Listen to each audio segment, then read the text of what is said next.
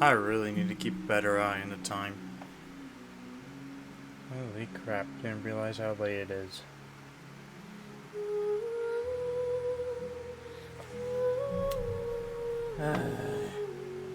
Anyways, what's up? So sorry about the late start. I ended up getting distracted with games, and then I figured, I might as well go rest a little bit, just chill in bed, listen to some ASMR, because I like to do that in order to, chill myself out before stream. But my dumbass didn't keep and fell asleep. Ugh. So yeah, that's why I'm so late right now. Anyways, Genshin Impact tonight. Let's get to it because it's late. I gotta do this. I'm gonna do this quickly. Only be 3 hours. It is currently 10 on my side. 10 exact. Wow. And yeah.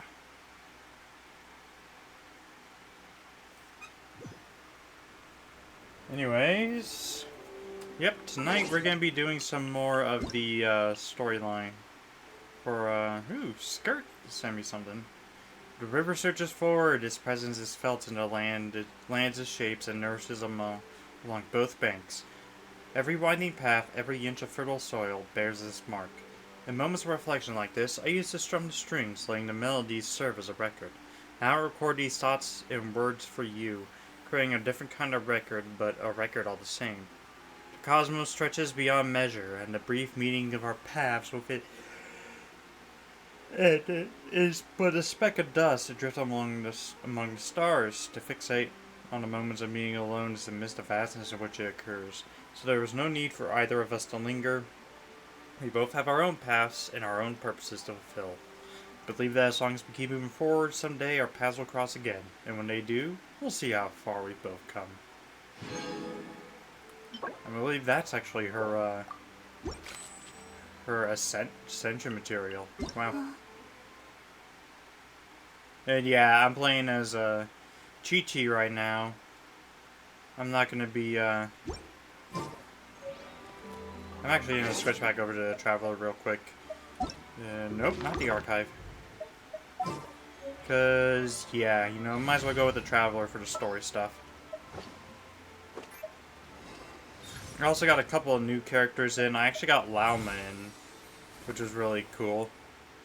I didn't even realize she had an alternate sprint, which basically means she turns into a centaur and starts to gallop everywhere. That's pretty damn cool. They also released the update which adds the mannequins and the Astra Wonderland. I'm not going to be doing those on stream though. Those are kind of like my own thing, but yeah, I got these characters right here. Nothing really much to say about them. I do like the outfits, how you can change the outfits though. I kind of wish you could do that with the Traveler, to be quite honest, but sadly you can't. I also got Dahlia here, and Aoife. The only two 4-stars I haven't gotten up to this point. And then I believe... Shit, what's her face? What's her name again? The one who works with Nefer? Speaking of which. Got Nefer as well. But yeah, I'm also... Where's Traveler? This world is... Uh-huh. Right. Okay. Time to get over to Nosh Town then. Let me do a quick volume check before I continue any further.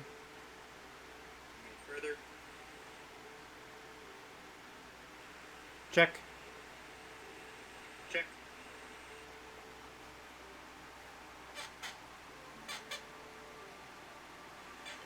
Check. Check. Yeah, that's fine. Okay. Let's not worry about it too much because it's late. I want to go to sleep. Teleport waypoint, let's go. Now, apparently the Adventurers Guild has something for me. Add Astra at... Oh, that's right, because dispatch shit.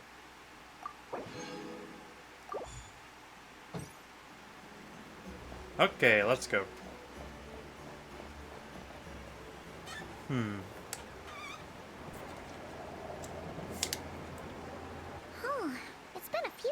since we said bye to the others in Nasha Town. Still no news about Rarer, though. Where could he have slunk off to? If only he was gone for good. But with all the trouble he stirred up before, there's no way we've seen the last of him. Hello, you must be the traveler in Paimon? Oh, hi, buddy. Mr. Flins has been looking for you. Unfortunately, there's been a serious wild hunt attack over at the quarry. He thinks it's time to regroup and figure out a plan. The wild hunt? Oh, uh-oh. We better get over there, right away. Come on, let's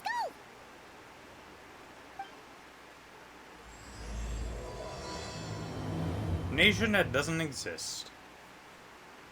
Interesting. They didn't add any new regions into this update either, so that's kind of interesting. But they did. But yeah, they did add like the Miliastra Wonderland, so you can play with other characters. That's been fine so far. One thing I dislike about it though is that there's like a summoning system. If I can find it, yeah, oats here to like get outfits, and you need arcane keystones in order to summon these outfits. However, there is no way to get arcane keystones from what I understand, except to just buy them directly with money, which I think is a pain in the ass, to be quite honest. Kind of wish that there was a thing like you play through normal Genshin or Miliastra, and you'll just slowly gather them up until you can actually use them. Kind of wish that was what it did there, but guess not. Also got a pass and everything.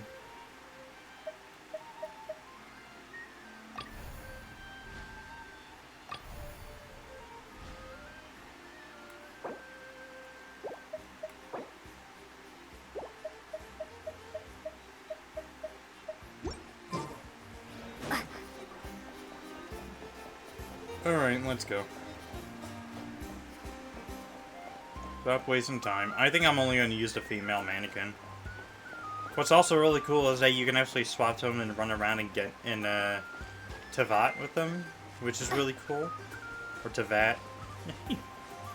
Tevat, tomato. But yeah, that's actually pretty darn cool, being able to do that. So they're not just locked in their own realm, you can bring them out here. Although you can't really level them up until you hit level 10 with them in the Wonderland. And then you can actually start leveling up, so it's a bit of a pain in the ass that. Ooh.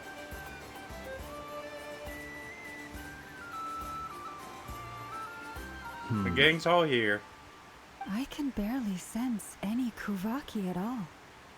This whole area feels like a soulless husk. Looks like his appetite truly is insatiable. As if the power of that energy cannon wasn't enough.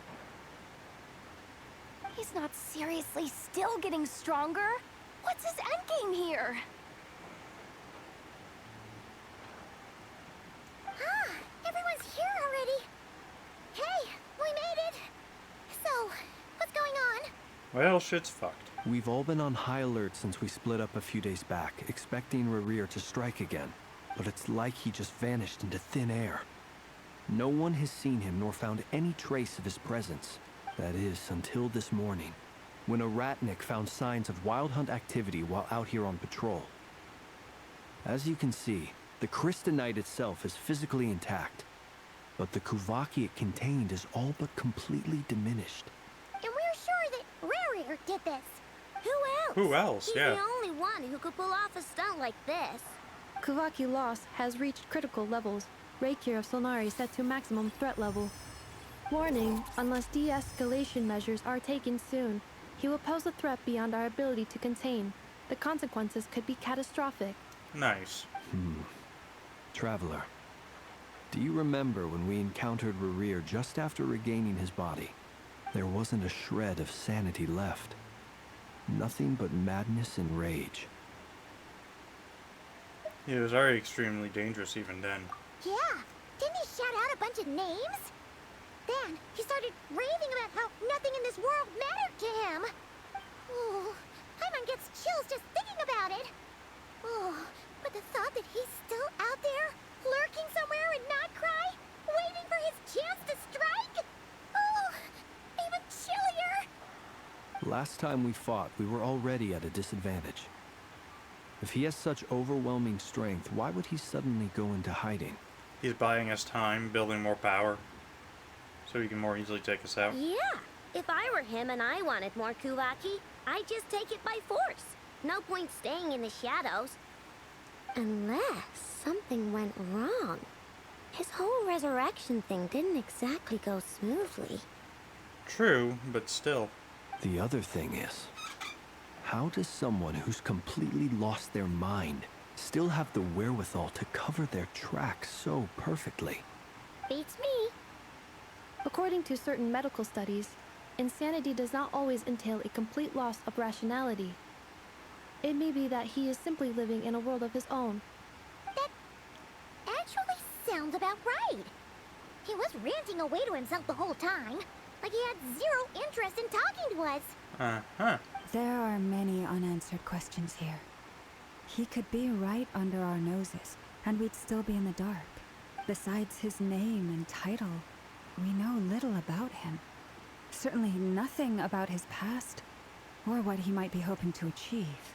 Exactly. And we wouldn't even know where to begin looking. Even Boss hadn't heard of the Racher of Solnari before all this. I'd be willing to bet that even if we gathered together every scrap of intel in Nod-Krai, we still wouldn't find more than, like, 3 useful facts about him. So, if we do nothing, he'll just keep getting stronger. And if we want to investigate him, we have no idea where to look. Last time we had Marionette and her big robo-buddy to help us, and we still barely held our ground. If we had to face him alone... Oh, Paimon's head hurts just thinking about it. What are we supposed to do against a threat this big? Well, I do have a little hunch about his next move. Given that he attacked the quarry, I'd say it's likely he'll target other places rich in Kuvaki, somewhere like the Eye of Krati, or the Pillar of Embla. One thing's for sure. If we just sit back and let him keep absorbing Kuvaki, we really won't stand a chance against him. True.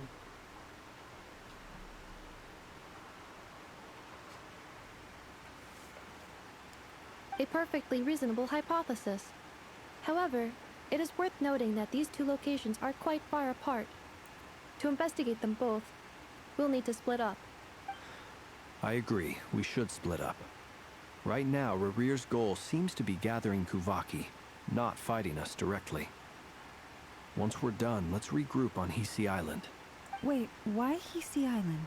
If I recall correctly, your largest goddess statue was carved from Kuvaki-rich ore, was it not? That's right. Yes, it could well be a potential target of his. I should head back and start evacuating the pilgrims.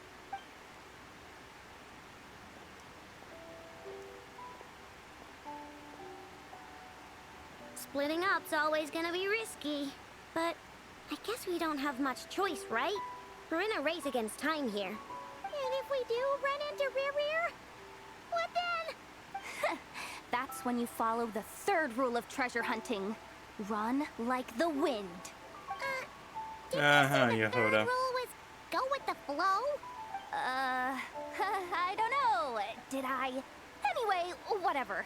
In this situation, go with the flow means go find backup. Agreed. If anyone finds so much as a trace of Rarir, do not pursue him.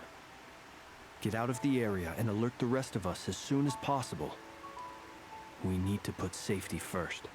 All right, we'd better get moving. Come on, Nefer, let's go.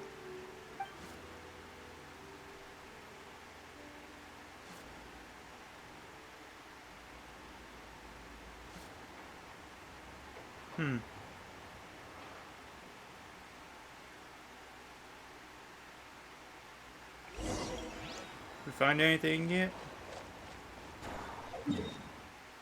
Go to the Frost Moon Enclave. Here.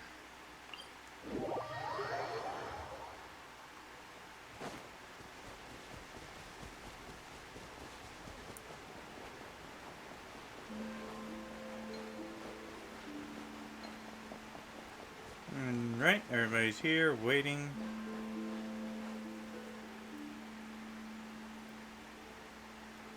Any leads?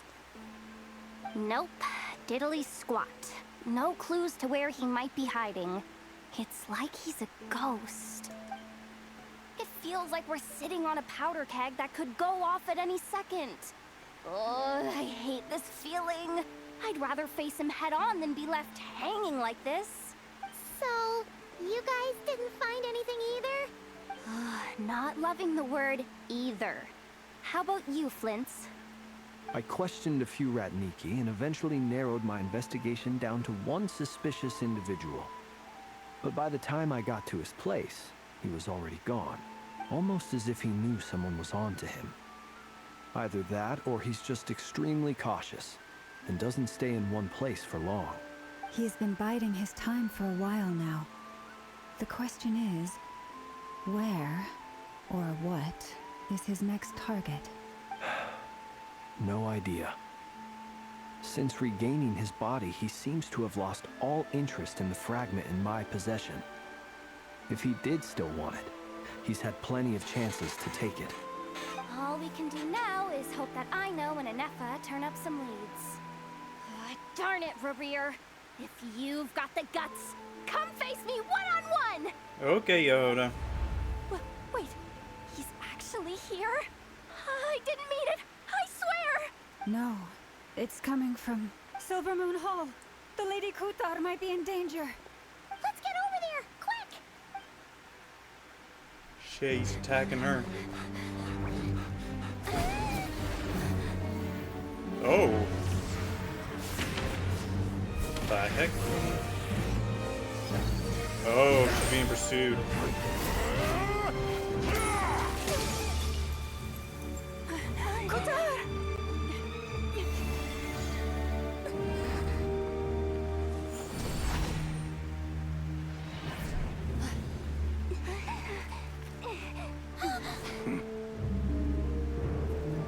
Why is he attacking the damsel elect? What's going on? No time for questions.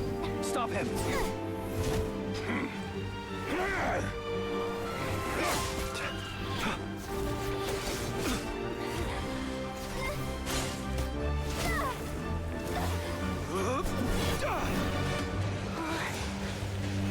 This is insane.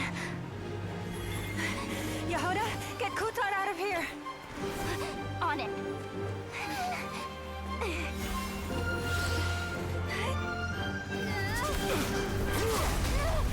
Whoa!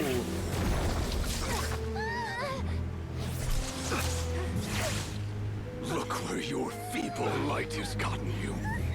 Now, you shall plunge into darkness. Flinders, soon, I will find a way. Watch out!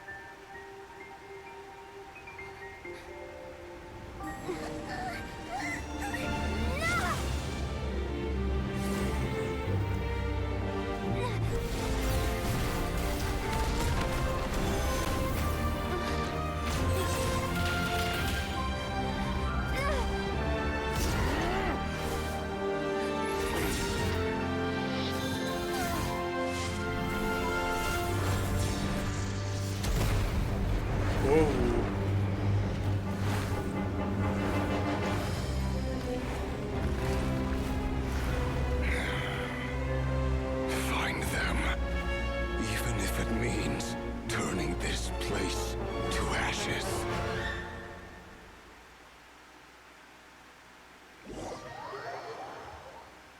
Well, shit. That was too close! We barely made it out of there alive. What's that guy's deal? How'd he get so crazy strong? He's one of the 5 sinners, and I probably one of the full strength. He's a threat to this entire nation. I doubt his strength could even be measured by conventional standards. I have a question. When me and Nefer showed up, we saw him chasing after this lady like he wanted her dead. What was that all about? We weren't there for the whole thing either. They were already duking it out by the time we arrived. Yeah, we didn't see how it all started. It all escalated so quickly, we had no choice but to step in. Kutar, can you shed any light on the situation? Kutar. Cross-checking database. I see. So you're the one that the Frost Moon Scions refer to as the Moon Goddess? Wait, she's the moon goddess? Oh, no wonder she looks just like all those statues. There are many reasons why people might worship the moon, and just as many why they might despise it. I've never met that person before, but there was no mistaking his deep-seated hostility towards me.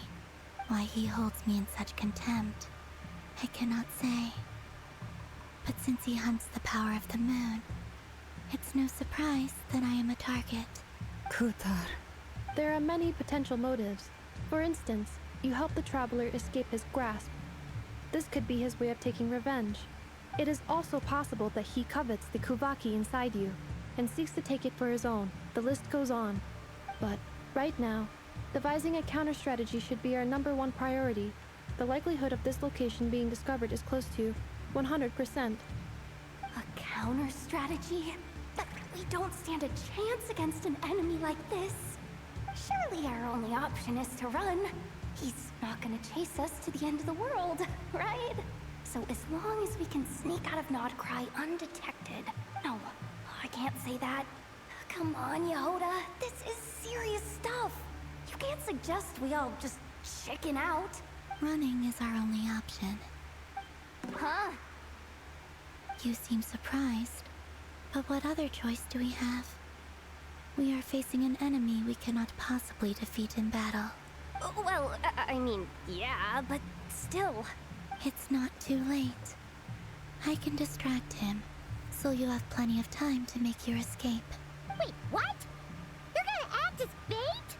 Doesn't that make sense? I'm the one he's after. There's no need for you to risk your necks on my behalf.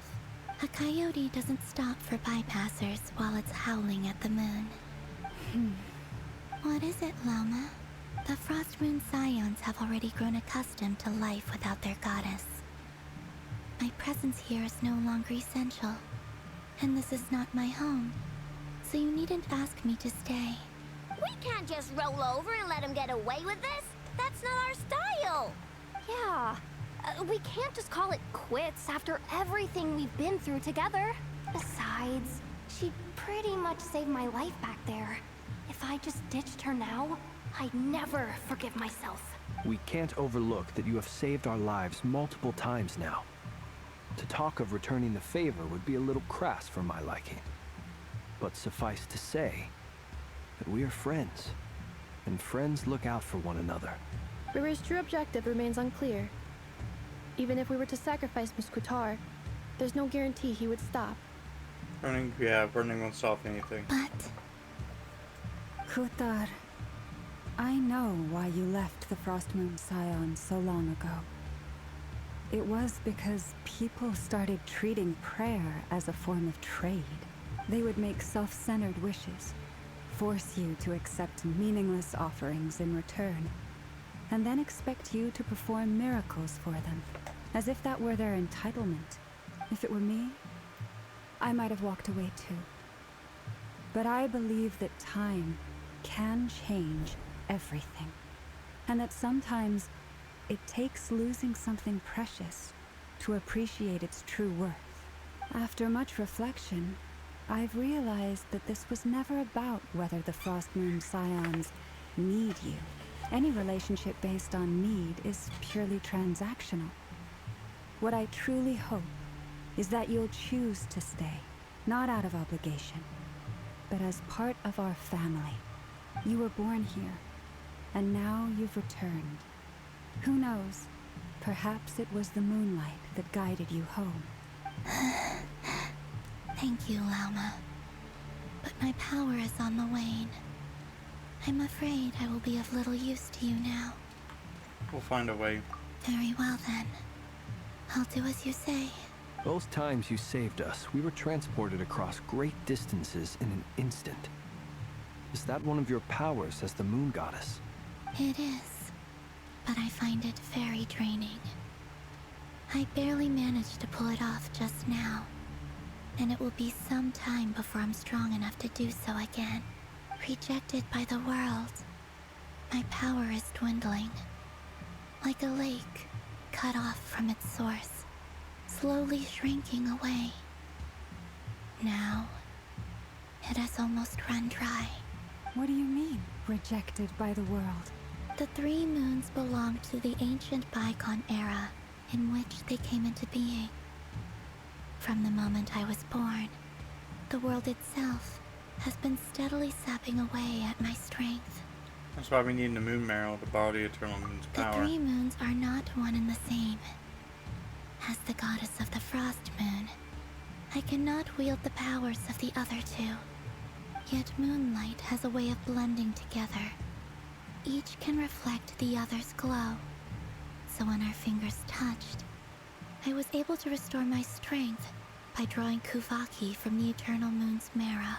But this method of recovery is painfully slow.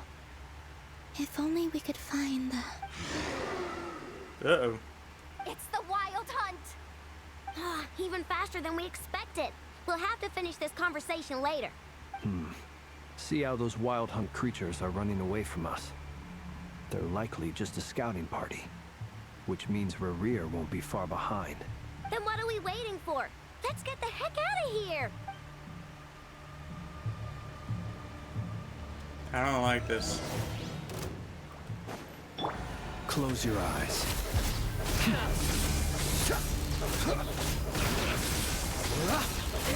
Beware the creatures of the night. Ah, they just keep coming! This is driving me nuts! Rareer's closing in on us. We need to pick up the pace. There's too many of them! And this time, we can't fall back on Kutar's house to escape! This goes on much longer.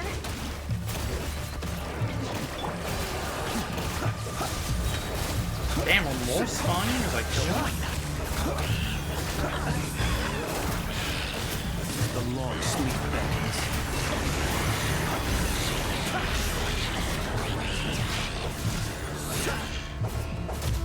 Observe. Ultimatum protocol. For the everlasting forest. Forest, protect us. The night cometh.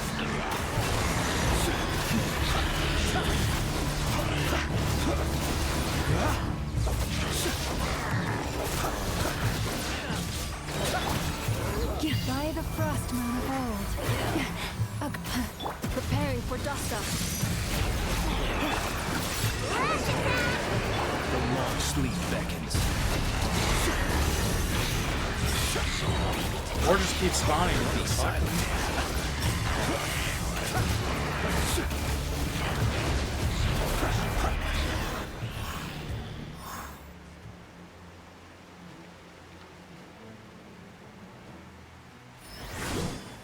Whoa!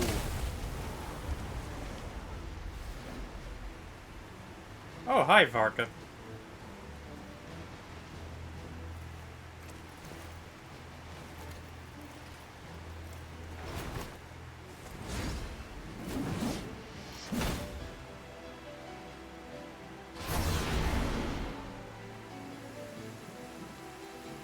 Nice sword What's you the got. matter? Bit off more than you could chew? Hold up! How are you? Uncle Varka! You're back from Amsvarnir? Whoa! You're a Varka? Grand Master of the Knights of Favonius? We could save the intros for later. Right now, let's get you all out of this hellhole. Follow me. I know somewhere you'll be safe. Oh, is that where I think it is? That's the one. Come on, move!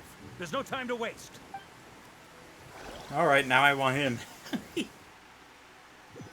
want him as a... I'm gonna get him. I'm gonna summon him. He looks like a badass. Wow! well hidden. Well, that goes without saying. This is the Knights of Favonius' meeting place in Nod-Krai, and a contact hub for the Northern Intelligence Network. AKA, the black market of intel. No matter what faction you're with, it's the place to buy and sell information. Their headquarters are in Nod-Krai, but they've got contacts in every nation. As an expeditionary force on foreign soil, working with them has offered us the most effective way of getting our hands on reliable local intel. This is where we meet, so naturally, it's secure. Anyway, where were we? Folks from Nod-Krai should be pretty familiar with me by now. But I believe this is the first time we've met. Allow me to introduce myself. I am Varka, Knight of Boreas, and Grand Master of the Knights of Favonius. Hi, Varka. You're awesome.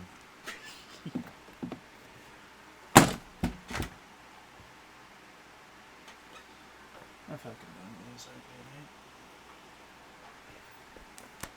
How's the screen looking?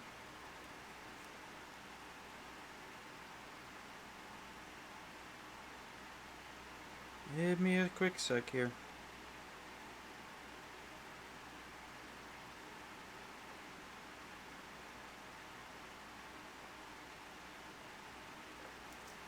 There we go. Now stay. We've heard all about you. This meeting's been a long time coming. You look way younger than Paimon expected. But you definitely have that Grand Master vibe. Well, I'm no spring chicken. Just not showing my age yet. Definitely feeling some of that back pain today, though. Rushed back from Amsfartnir without a wink of sleep, only to get right into another fight with that freshly revived maniac. Another? You mean you fought him before? Yep. He wasn't nearly as strong back then, but he was still a formidable foe. I brought some of the knights along to give him a little surprise, but he saw us coming from a mile off. My squad took heavy injuries, and I barely made it out alive myself. We knew it might have been our last chance, so we staked everything on it. But still, it wasn't enough to stop him. I tried tracking him down afterwards, but he didn't leave a trace. Even in his unhinged mental state, he's as cautious as any trained operative. So, I decided to come find you. And as luck would have it, turned up to find you being ambushed by the Wild Hunt. The rest, you already know. Is that why he's been frantically absorbing Kuvaki these past few days? Because he sees you as a threat? Maybe I'm part of the equation, but even if I weren't, I'm sure he'd still be gathering power. He's clearly working up towards something. Note to self, Uncle Varka's strength rating officially upgraded. Guess it's my turn to ask questions now. So, what exactly has been happening in Nod-Krai? Why is the Wild Hunt returned in humanoid form? And why is it after you? That's a long story, but I'll try to make it quick. Alright. Wow, I had no idea so much had happened. Sounds like you guys have really been through it. So, the Kutar is actually a Fatui Harbinger. And all this Wild Hunt activity in Nod-Krai is the work of the Racher of Solnari, one of the 5 sinners. That's a lot to take in. Need some time to wrap my head around it all. I'm truly sorry, Mr. Varka. You stood with us against the Wild Hunt, and did everything you could to stop it from escalating into a full-blown catastrophe. And then, the one time you're away, it all comes to a head and all your hard work gets undone. You've got nothing to apologize for, Miss Moonchanter. You can plan 100 steps ahead and still slip up. That's just life. No one knows what tomorrow holds. You can't predict which way the wind will blow next. And, to be perfectly honest, I can't say I'm surprised. For all the times we've defeated the Wild Hunt in the past, we've never been able to completely wipe it out. Turns out, we were just delaying the inevitable. But now that a new variable has come into play, fate may well take a different course. A new variable? You mean us? Yeah. Who else? And in a strange way, I think his resurgence might not be an entirely bad thing. The Wild Hunt is like an unrelenting force of nature. But Rarer is an individual with an agenda. He's gotta have a weak spot somewhere. That said, while Aino was explaining everything just now, some of the points that Mr. Flins added caught my attention. You mean about our mystery ally? That's right. From what you said, not only did they lead you straight to some key files, they also shielded Hisi Island from a lethal Kuvaki blast. I don't know who or what could pull something like that off. Heck, even Miss Columbina doesn't have a clue. I hadn't heard the story about those files. Would you mind repeating their titles for me? Wild Hunt Phenomena Log, a Nod-Krai and Ratnik's Field Journal, and Kuvaki Survey Log. Oh. No. Still doesn't ring a bell. Another dead end. Guess all we can do now is hope that our mystery ally keeps showing up when we most need them. Still, it's safest to assume they won't be intervening again. From here on out, we'll have to resolve this crisis by ourselves. Your intel also explains something else I've been wondering about. The reason I led my team to Amsfarnir was because we'd had reports about a possible source of the Wild Hunt showing up there. But once we looked into it, it turned out to be a red herring. I don't know who was behind it, but clearly, it served its purpose. I doubt it's by chance that he happened to make his comeback while my attention was diverted. And from everything you told me, it sounds like his scheming began well before his return. So maybe luring me away was all a part of his plan. But is it even possible that he orchestrated all of this by himself? Uh-oh. The Moon Maiden and the Racher of Solnari. Nod-Krai of all places. The way everything is unfolding, it can't be a coincidence. So, what do we do now? Got any ideas? Right now, we've got at least 3 things to consider. Let's go through them one by one. First, we need to figure out how to take down Rarer. If we can't beat him in a straight-up fight, the rest won't even matter. To my knowledge, the bulk of Nod-Krai's fighting force is already gathered here. But even with everyone united, we're still no match for Rarer in his current state, let alone with his power still growing. What if there was a way to tap into a new power of our own? How so? Have you thought of something, Columbina? 3 moons once watched over this world. The Eternal Moon was the largest. The Frost Moon was the brightest. And the Iridescent Moon was the most mysterious. They say that back then, the 3 moon goddesses wielded immense power. Enough to shape the workings of the world itself. I now bear the Frost Moon's power, and the Eternal Moon's marrow resides within the Traveler. Hold on. Are you suggesting? The Iridescent Moon, the last piece in the puzzle. That's right. If we can find the Iridescent Moon's marrow, I will be able to regain my strength much more quickly. The 3 moons are said to stir the tides and illuminate all things. Perhaps they hold further secrets beyond our understanding. According to my analysis, the solution is feasible. However, it is subject to one major condition. How do we locate the iridescent moon's marrow? I know a way, but we will need to visit the Fatui's Experimental Design Bureau. The Experimental Design Bureau? Are you saying we need to involve Marionette? Yes. I must speak with Sandrone. It's a long way from here to the Experimental Design Bureau. There's a high chance you'll be spotted. You shouldn't go alone. Then that's settled. Next up, our second priority. Somehow, we need to figure out Rarier's end goal. Wonder if his end goal is to wait for us to gather the 3 marrows of the moons, and then he's gonna go attack us and get himself ultimate power. As you saw for yourselves, when he was still in his wild hunt form, everything he did was for the sake of recovering his body and resurrecting himself. His first act since then, after laying low for a while, was to try and assassinate this young lady. People's obsessions often reveal their greatest vulnerabilities. There must be a reason why he despises the moon so deeply. Perhaps it sheds some light on his title, the Racher of Solnari. The Wild Hunt has plagued Nod-Krai for centuries now. If we want to stop it for good, we have to get to the root cause of what's driving it. It's true. We still know very little about him.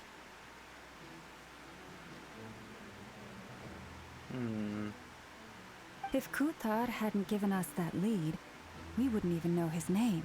But where would we even start?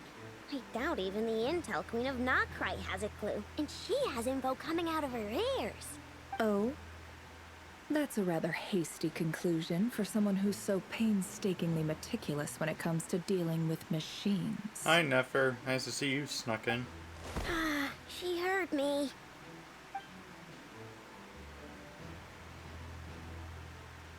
Uh-oh. Boss! What are you doing here? I'm now asking myself the same question. I received a letter from a humble knight of Favonius, requesting a meeting to discuss a major business deal. But it looks like this humble knight had something else in mind. Details, details. Miss Nefer, the important thing is that you've arrived at the perfect time. Since his failed ambush, I've been racking my brains trying to come up with a plan to fight Racher. Given the severity of the situation, I think it's fair to say that our only chance lies in uniting as one. And I'm talking all the factions in Nod-Krai. We can't do this without the Curatorium. But I knew it'd be a tough job to win you over. So, I took the liberty of reaching out for a little chat. Wait a sec. How did you even hear about this place, Nefer? Didn't you say this is meant to be the Knights of Favonius' meeting spot? And a contact hub for the Northern Intelligence Network? And isn't it supposed to be super hidden? You really think he could have gotten settled in Nod-Krai without my help? Besides, I'm the one running this gig. Of course I know where the meeting place is. You mean... Allow me to introduce the current head of the Northern Intelligence Network. If it's intel you're after, she's your woman. Pretty much seen and heard it all. Please spare me the flattery. Let's cut to the chase. Seems like you've run into some trouble, huh? Well, this certainly qualifies as an unforeseen crisis. On behalf of the Curatorium of Secrets, I wish you all the best of luck. So you're just going to sit this one out? Why should I get involved? What could possibly be in it for me? What if we told you we can't do this without you? Oh? Then I'd say you'd better make it worth my while. I don't work for free. I can't put a price on something like this. It's just not in my nature. But then again, you and I have always been polar opposites in this regard. So I can't exactly say I didn't see this coming. If you insist on compensation, I will pay you. Consider this a formal commission. Sound fair? You just don't give up, do you? Too bad. I know you well enough to know you can't afford my prices. The riskier the job, the more it'll cost. And a Moonchanter's stipend isn't exactly generous. Unless you're planning to start passing the donation box around among the faithful. Jesus, the world's about to end and she's just... Okay. Boss, just a thought. If they come up short, maybe you can take the difference out of my next few paychecks. Things got really dangerous during the fight with Racher. If this girl hadn't saved me, I'd be ley line fodder by now. I'd be gone for good, boss. If there's any way we can make this work, I'd really like to help her. Please? I'm begging you.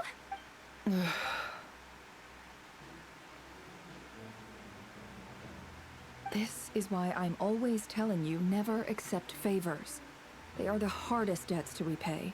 You have to be careful who you get involved with, or you invite all kinds of misfortune. Very well. Yehoda, I will help. But just this once. Don't count on this happening again. Flins, that fragment that Racher was after, do you still have it on you? Of course. Let me borrow it. I need it to follow up on some leads. Wait, you actually have some leads? Shh. This is top secret information. I get it. We all have things we'd rather keep to ourselves. Plus, I know we can count on you. So we'll leave the intel gathering in your hands. And that brings me to the third and final item. We need to find a way to distract him. We need time to make our move, so someone will have to stall him. I'm in for this part, no matter what. Anyone coming with? Count me in too. Come off it, you two. Quit playing heroes. I'm way ahead of you here. And Nefer did a scan of the Moon Goddess's Kuvaki signature, and we're gonna use it to make some decoys over at the Kramkake craft shop. Anyone who's in, follow me. Once they're ready, we'll deploy the decoys across Nod-Krai. So as long as the rest of you keep moving, he won't catch on to your scent and won't be able to track you down. I like it. Genius idea. No biggie. All right then, we'll split into 3 teams. Once your team has finished their mission, return here and wait for the others. Dismissed!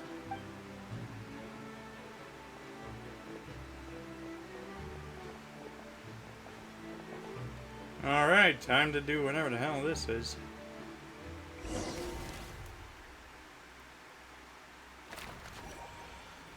I guess we're going to do the design bureau first.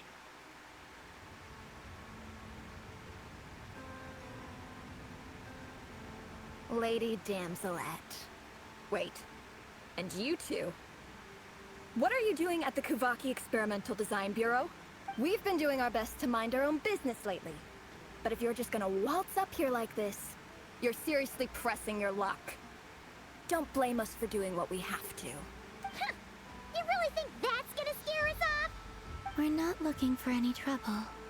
I just want to see Zandrone. Do I need to remind you that you're still a wanted fugitive for deserting us? Out of consideration for our former ties and the crisis we're all up against. We'll let you leave in one piece. But don't even think about trying to get inside. Let them in. Oh, that was easy. But... Are you going to make me repeat that? no, my lady. Zandrone seems to be in a good mood.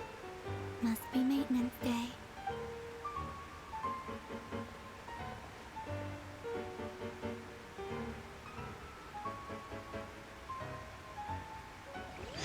Hey.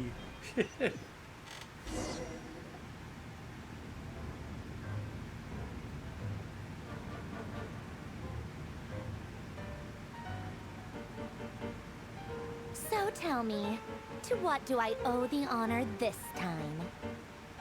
Actually, before you answer that, just so we're clear, we're not colleagues anymore, Columbina. I don't owe you anything. I promise it's nothing big. It seems like you've gotten the wrong idea here. The only reason I let you in was because I was bored. It seemed like a way to kill some time and satisfy my own curiosity. Whatever miscalculations I may or may not have made in the past, I haven't lost the plot enough to even consider sticking my neck out for your sakes. I'd like to speak with Arlecchino. What? Huh? You mean the knave? I'd like to speak with Arlecchino. Is she in Nod-Krai? No, she's not. Once the work on this facility was completed, she went back with the Rooster and Regrator. The only ones in Nod-Krai are me and... what is it you need to speak to her about anyway? Racher is hunting me. Her and If someone I'm going else. to face him, I must first retrieve Probably the lost Dr. Lottie. moon.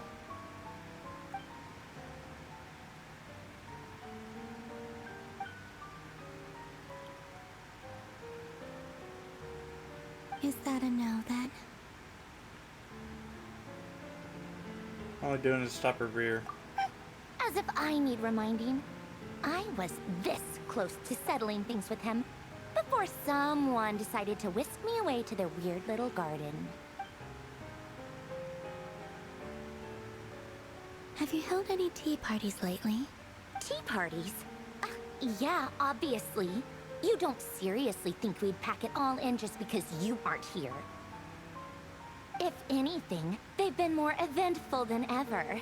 Just me, Arlecchino, and a bunch of insolent and sensitive guests who won't stop asking where you've gone. Oh, they've been a real joy. I bet you served them the worst tea you have. Just like you used to do to me when I upset you. Who cares about how good the tea is when there's no one around to drink it? I keep losing people. First Rosaline, now you. I'm running out of people who can make me laugh. Honestly, what could be more ridiculous than a multi-centenarian goddess who's only ever had the plain herbal tea she received as offerings? You'd always brew a different type of tea for me each time. Was it really just to see how I'd react?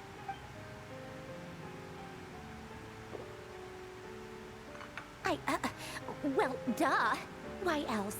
Watching you squirm was practically my only form of entertainment. Or was she genuinely trying to introduce Calabina new flavors? Maybe all that coldness is just an act, and they actually get along. Oh, yeah. Wouldn't that be Capitano cool? sometimes used to bring Tartaglia around, too. But I guess we won't be seeing him again. Nope. Well, I guess we are overdue for a get-together. Polonia! Have Fevronia pass a message to Arlecchino for me. It's time for tea. Will suffice. Pass along a message for me, too, if you would. My body cannot contain the marrow of 2 moons, so I'll be leaving one of them in her care. Excuse me? Who said you were on the guest list? If my tea meant that much to you, maybe quitting the Fatui wasn't your brightest move. Back when you were under the Tsaritsa's protection, no one would have dared come at you so openly. But that protection didn't come for free. In fact, I paid dearly for it. At the end of the day, it was just another transaction. I just got tired, that's all. I never wanted any part in their grand ambitions, and I've had enough of being treated like a bottomless supply of power. It brings back memories from the old days, when I was still worshipped as the moon goddess. Centuries on, it may be a different group of people, but I see the same greed in their eyes. I figured you'd leave eventually. You didn't have as much of a reason to stay as I do. The Tsaritsa gave you shelter and protection, but that was it. Nothing more, nothing less. Meanwhile, the Fatui demanded everything from you in return, until it was more than you could bear. I get why you left. And frankly, I have no interest in dragging you back just because the higher-ups told me to. But if you keep hanging around with this riffraff, the next time we cross paths, we might be enemies for real. She says that, but she's just the one who caved in and agreed to help Columbina. Guess that's our cue to leave. Yeah. That might be your plan. But it sounds like someone else wants you to stay a little longer. Huh? What do you mean? Listen. Uh-oh. Wild hunting. My lady, it's the Wild Hunt. A horde of monsters is headed straight for the facility. Another uninvited guest trying to crash my tea party. Clear the area. I'll handle this. Wait, what? You want us to leave you here by yourself? You'll be lucky to make it out of this alive. You really think you can afford to worry about me? Go on, get out of here. You may have stopped Polonia from crushing him last time, but I've made sure that won't happen again. The entire Experimental Design Bureau is rigged for war.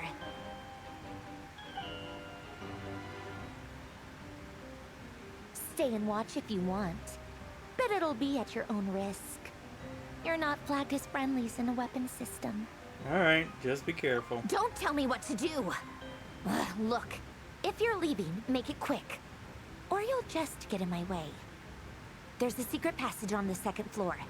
It'll take you right to the plains out back. Stare all you want, Columbina. You're not getting another invitation to my tea party. I know. But thank you anyway, Sandrone. This is exactly why you shouldn't hang around with those people. All their melodrama and sentimental nonsense is rubbing off on you. This'll be interesting. Come on then, Mr. Racher. let's pick up where we left off. It's your wild hunt monstrosities versus my beautiful creations. Let's see who comes out on top.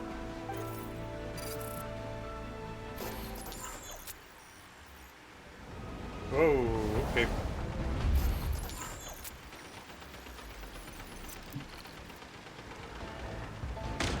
Oh my god, I'm actually shooting.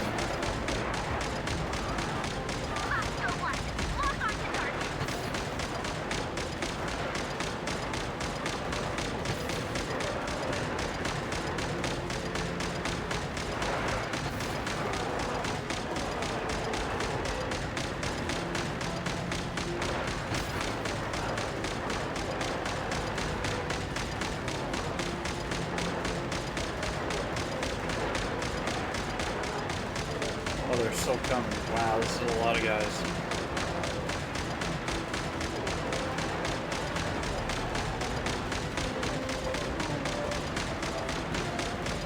Come on. Just keep on firing.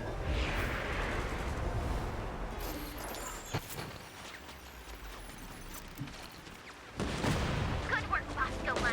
Bosco 2, prepare to fire!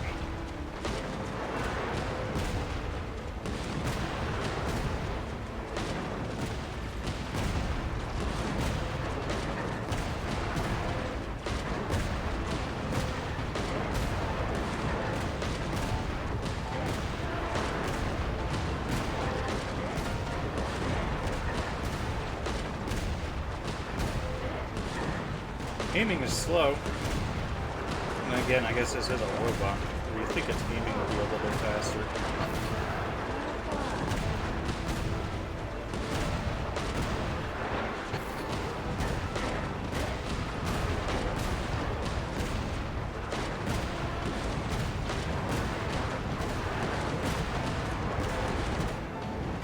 Alright, now who are we taking control of?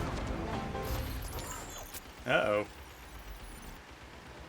That's it. Keep them pinned down. Don't let them get near.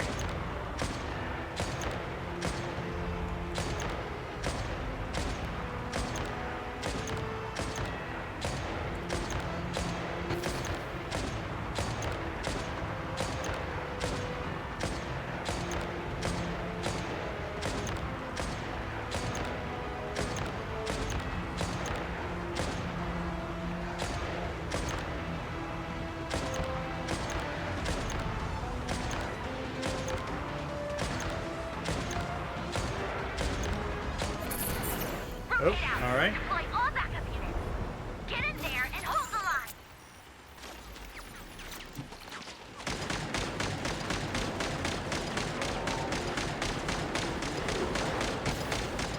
They're more tenacious than I thought. Whatever. This is where the real fun begins. Oh shit.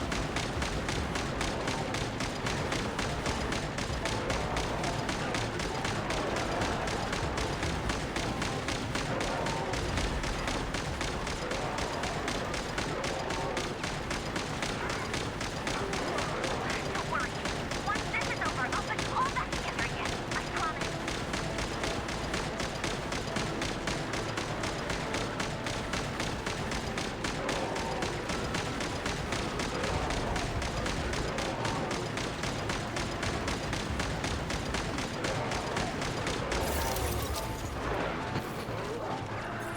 Uh-oh. Finally, the Racher himself. Time to... Huh? Where'd he go? Uh-oh.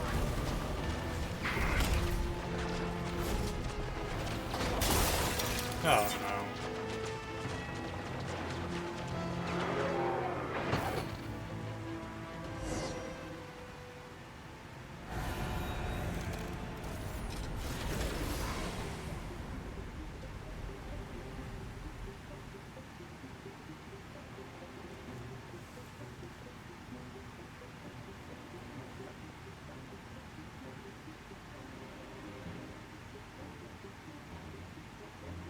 Polonia, get him!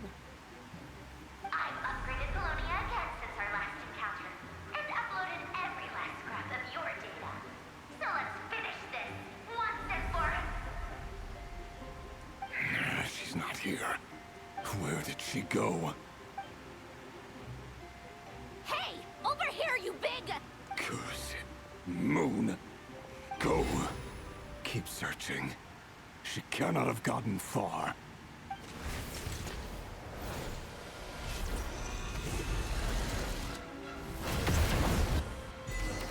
Oh. Okay.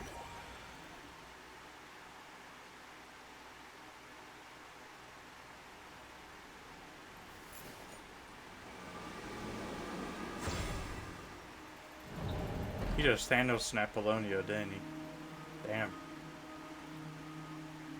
Ooh. So this is your method for investigating Rarir's past.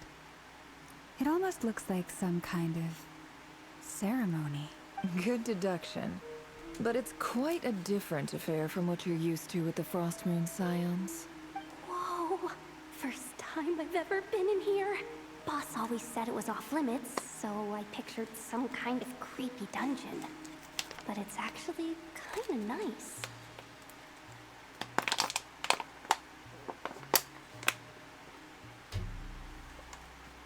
Oh, I guess this must be Sumero decor? That's where Boss is from. And that nice shopkeeper who sold me my treasure compass. I'm not sure exactly what you've got planned, but it looks like you're all set. When do we begin? Whenever we wish. But for some reason, I've got a feeling this isn't going to end well. I've never faced Rarir myself, but from what you've told me, his power is beyond anything I could imagine. I, on the other hand, am just an ordinary businesswoman. Our paths should never have crossed, yet here I am, forced to make an enemy of him. If you ask me, you're about as far from ordinary as it gets. So what are you saying? You're getting cold feet? Once I take a job, there's no backing out. Still, I have to ask myself if the power I'm relying on will even work on an opponent of this caliber. And also how to make sure I come out of this alive if things spiral out of control. Death is the one thing we can take for granted. It is the great equalizer, however fortunate or unfortunate we may otherwise be. So it's important to consider how to spend what lifespan we have left.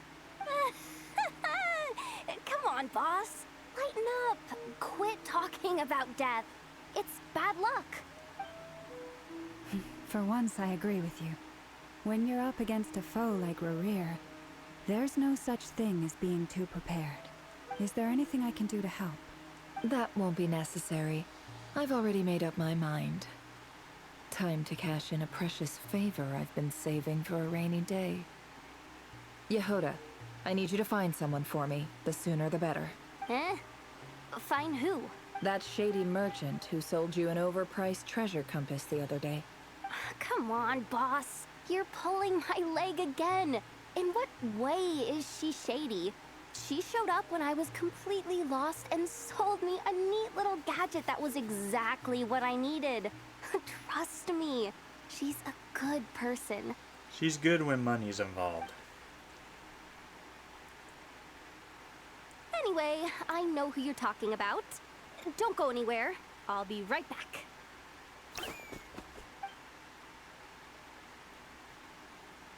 Hi, Dory.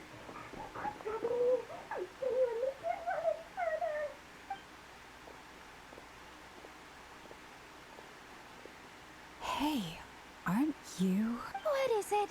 What's the big rush? You dragged me out of a dream where I was literally swimming in Mora. I'm charging double my usual attendance fee. See, look how easygoing she is. After that rude awakening, she could have completely snapped at us. But instead, she kept it together and just asked for an extra fee. Dory Sangama Bay? I never would have pictured you two doing business together. If you want to make it big in Nod-Krai, it's all about connections. Lady Nefer just so happens to have a lot of intel that interests me. And she also did me a big favor in the past. It was back when I first arrived in Nod-Krai. My trusty assistant, the genie in my lamp, had an adverse reaction to the Kuvaki and fainted. And wouldn't you know it, That's when I suddenly find myself in a life-or-death situation. Good thing my compatriot was there to swoop in and save the day. I've been giving her a 30% discount off all of my goods ever since. Now, so that no one here feels left out, I'm willing to extend a 20% discount to fellow friends of Boss Nefer. Plus, any other friends you send my way will enjoy 10% off. Huh, what can I say? The great Lord Sangamabe is nothing if not generous. So, let me guess. You've run into some trouble?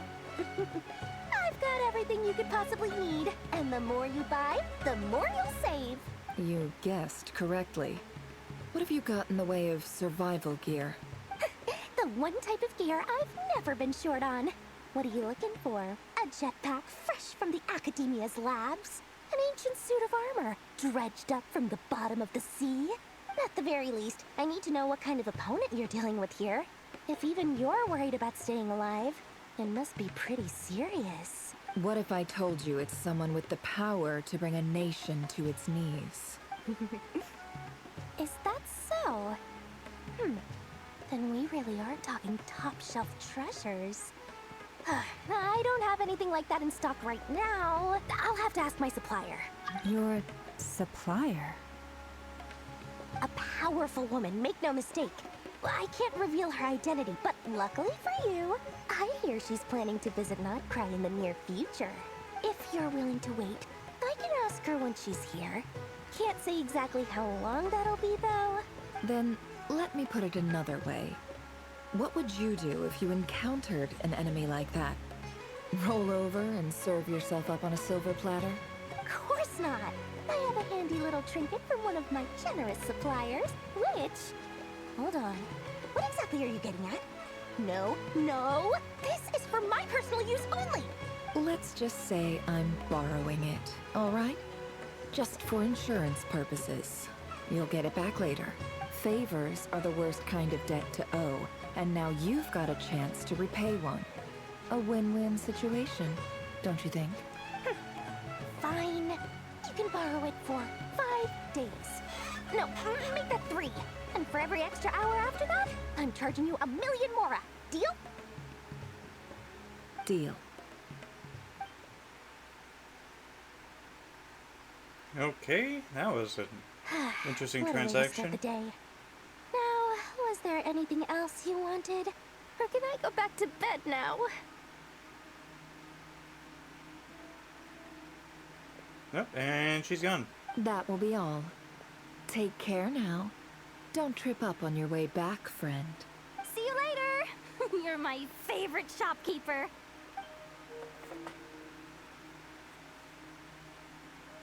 What are we gonna do? Alright, it's time to summon Cthulhu. Everything is well and truly ready. The ceremony can now begin.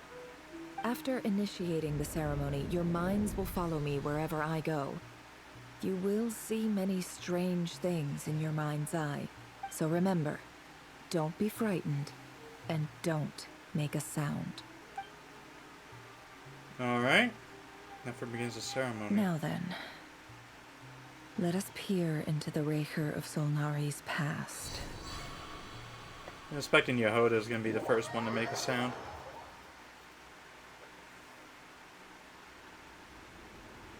I made it. I don't recognize this style of architecture. Must be Conrian. Simple furnishings, table and chairs. It's a more ordinary house than I might have expected. Looks like the fearsome Racher of Solnari came from surprisingly humble beginnings. Unless this passed for luxury in Conria. Unlikely. It was said to be a very prosperous nation in its heyday. Anyway, I'll keep exploring.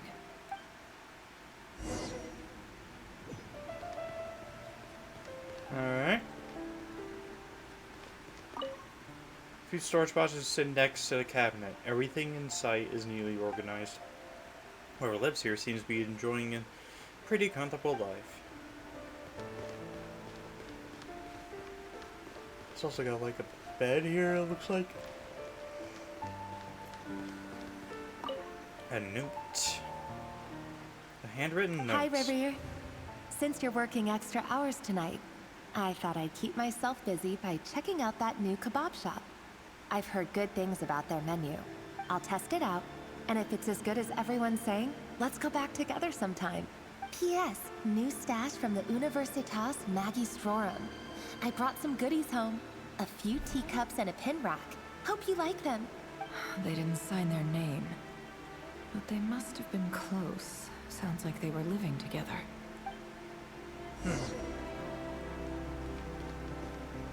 Journal on the table. I went over to Joseph's for drinks today. They have a fine collection, but I went alone. Flindis was tied up with something and couldn't make it. Joseph asked why I came alone, but I didn't really have an answer. He then went on to ask about other things. If you ask me, someone who asks that many personal questions is too nosy for their own good.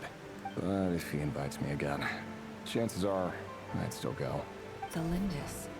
That's the same name Racher mentioned. Crane imports keep falling. If things don't pick up, we'll soon be back to meat and mushrooms only. Honestly, I'm not a huge fan of that new type of mushroom everyone's been into lately. Didn't it start out as a lab-grown variety? I heard it's even mildly corrosive. Seriously, why would you even eat something like that? I don't care if it's an impressive feat of alchemy. That just isn't the kind of thing I like to eat. Grain has to be imported, and they're eating a diet of mostly meat and mushrooms. Could it be because Conria is underground, so it doesn't get much sunlight? That would explain why they use so much stone in their buildings. They even use alchemically modified strains for food. Seems like the people of Conria don't have many options when it comes to dining. I've just about saved up enough now. Time to buy it and keep it somewhere safe. Making a big purchase. I wonder what it is. So what's written in the diary are the mundane details of everyday life. It's clear the author was a ordinary Conrian, or at least they were passing themselves off as one. Author's handwriting doesn't reveal anything. It's neither showy nor stiff. In fact, it doesn't leave any particular impression. He really is a professional. No wonder he's so good at covering his tracks. Despite what he's become, it seems like he's retained certain habits, at least in this regard. Near the end of the diary, you notice a page with a shallow indentation along the bottom. The previous page has been torn out. For now, its contents remain a mystery. Did Racher rip it out himself? But pen marks like these leave a trace. With something like charcoal to add some color, you just need to find the right angle. When Nefer looks around, she sees a fine charcoal pencil on the desk. Before long, she has restored her missing words. Compared with the forgettable handwriting from before, these lines have been scrawled in a rougher, more haphazard way, as if the person who wrote them was in an emotional state. Before I met you, I was convinced that my heart was nothing more than a stagnant pool, the burial place of a fallen moon. A withered, windless grove where the waters rested forever unrippled. It was you who helped me see that my heart hadn't entirely withered away, that it could still beat to the rhythm of love. This is just trivial sentimentality from the looks of it. Why would he go to the trouble of hiding that? So it sounds like Racher was in love with the woman from the previous, from the note, and then she must have died in the cataclysm, and that's why he's seeking revenge. The burial place of a fallen moon.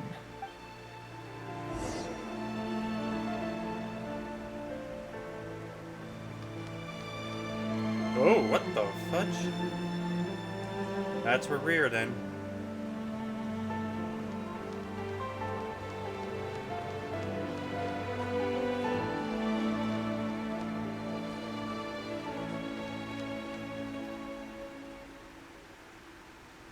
Racher, over here. Oh, Dane's left. Dane! Oh, and, Vedelson here? What a surprise to see you here, sir. Hello there, Racher. You need not address me so formally outside of court. He doesn't get that much free time, so I invited him over for a drink. Even the court prophet deserves a break every now and then, right? Court prophet, okay. Well, I'm flattered. So, what are we discussing today? Hey, don't look at me. As far as I see it, we don't need an excuse to have a few drinks. Come on, don't give us that. Didn't you say you were about to pop the big question? How's that coming along? Who'd have thought the Great Twilight Sword was an even greater gossip? I just didn't expect you to be the first one to settle down and get married, that's all. Yeah. If you told me that a few years ago, I wouldn't have believed you either. So, are you planning to come clean about your job then? I'm guessing you still haven't told her. Sure, I'll have to tell her at some point. But I'll need to pick the right time and place. To be honest, I have no idea how she'll take it. Come on, stop being such a pessimist. For all you know, she could be thrilled. I bet she'll be much more impressed by your actual job than the one she thinks you're doing now. A member of the King's Guard. Quite the cover story. Does the king himself even know? Of course he does. Anyway, enough about me. How have you been? Me? Same old, same old. Nothing much to... Huh? What's up, Ved? It's nothing. Vadafulnir, Dainsleif's elder brother. Renowned throughout the court of Conria as the Visionary.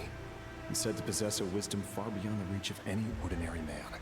And yet, despite the gulf between us, he seems to have something to say about me. Does he even know me? Does he see me as a friend of his brother, or just another of the Vinster King's blades? Why did he react so strongly? Was it really to do with what we were talking about? Brown, curly hair and brooding blue eyes.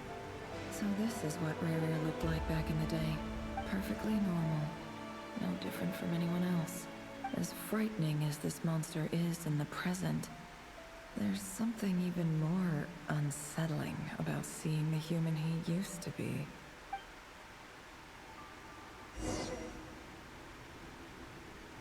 Continue to observe his memories.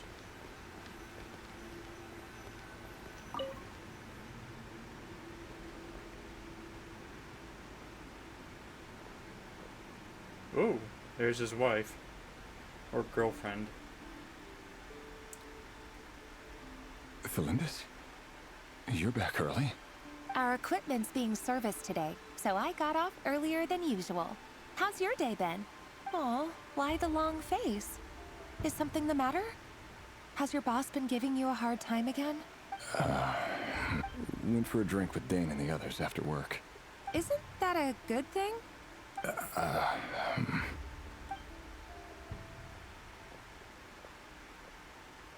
Vedafulnir showed up today, too. You know, Dainsleif's older brother. Ah, Mr. Vedafulnir. Yes, I've heard of him.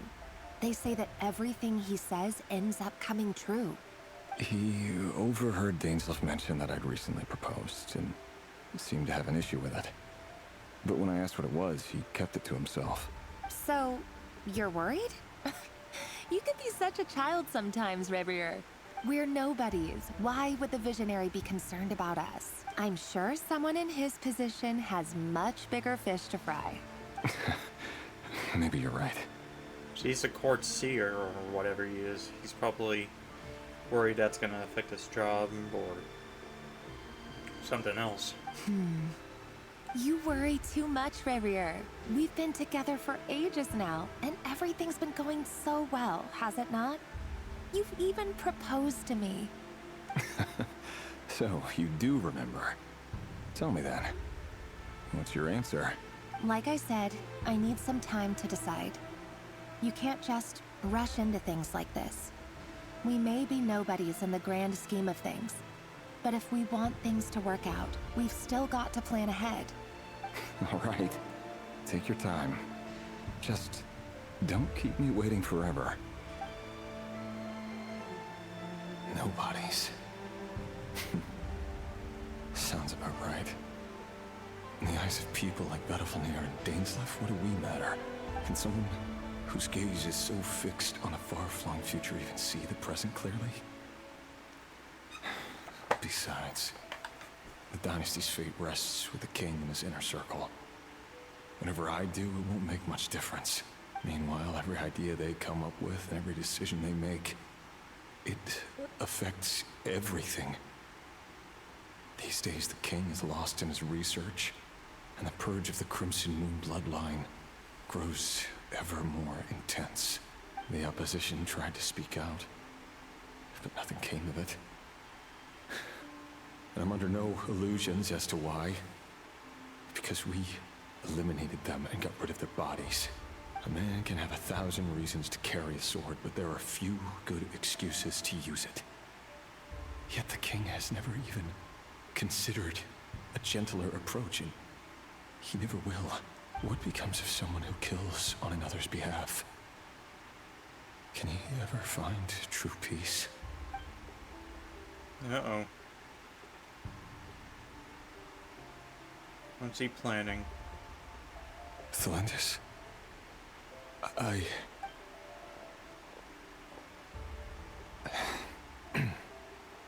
It's nothing. You were right. Fate has never smiled upon nobodies like us. But by the same token, it's unlikely to bear a grudge against us either. There's no reason we can't keep living happily together, cherishing the simple joys of each day as they come. See? You just need to stay positive, Racher. I can feel your warmth, your breath. You're right there, right by my side. Just seeing you makes me happy in a way I can't explain. And that's something that no one could ever take away from me. So smile, my love. Let go of that frown. You're right, Flins. I've just been overthinking things. That's better. Getting caught up about things like this will only ruin our evening. Speaking of which, all set for the ball tonight? I need to go get ready. You go ahead. I just have a few things to take care of, then I'll come join you. Even busier than the big shots, huh? Fine, I'll go get started. But don't be late. If you keep me waiting too long, I won't be a happy bunny. Relax. I'll be there. Seriously, though, you drive a hard bargain. You're really gonna leave my proposal hanging and still expect me to take you to the ball? Well, that goes without saying. I already told everyone I'd be coming with a dance partner. Besides, they're two completely different things. Let's take it one thing at a time, all right? All right. White outfit it is. It seems like Racher was deliberately hiding his ties to the intelligence services by giving the impression that he was just an ordinary member of the Venster King's Guard. He clearly doesn't want his would-be fiancée to know about his other life. Then again, that's hardly surprising. People in the intelligence trade rarely do. Who'd have thought we were in the same line of work? Let's dig a little deeper. Okay. I'm assuming something's gonna happen and then she's gonna end up dead or worse. Our last operation was a resounding success, and all thanks to you, Racher of Solnari. In total, we apprehended 32 dregs of the Crimson Moon, and 67 accomplices. After all these years since the dynasty's fall, so many of them still linger on. Indeed, it cannot be denied. Yet it was destiny that the Crimson Moon should be overcome by the eclipse, and that His Majesty, the all-seeing Venster King, now guides our nation on the path to prosperity. Khaenri'ah has no further need for a dead moon. But alas, there will always be those who refuse to see the truth, choosing instead to romanticize the past. That's not entirely true. Much about the Crimson Moon era was worthy of remembrance. And that's exactly why they keep trying to see it restored. Probably not a good idea to mention that. He'd probably get right on you for that. Calling you, like, just from considering unfaithful ideas or something. Many of its secrets remain unsolved to this day. As it happens, that's precisely the field of study my partner is devoted to. You still haven't told her what you really do for a living. Where would I even start? How do you tell someone that you're one of the king's hand-picked executioners? That your hands are steeped in blood? You didn't choose this life, any more than I did. Orphans like us don't get a say. But I'll sure as heck be the one to pay for it. Speaking of which, we need to be more rigorous in the way we identify direct descendants of the Crimson Moon. Someone, it seems, has strong opinions about my future plans. Most likely my marriage in particular. I have a feeling that we may soon become targets of the Crimson Moon's retribution. Your concerns are not unfounded. They've taken out many of our colleagues these past few years, and for that very reason. These are no helpless lambs we're leading to the slaughter. They're wolves in sheep's clothing. Take care, Racher of Solnari. I look forward to toasting you at your wedding. Thanks, Thorkel. You look after yourself, too.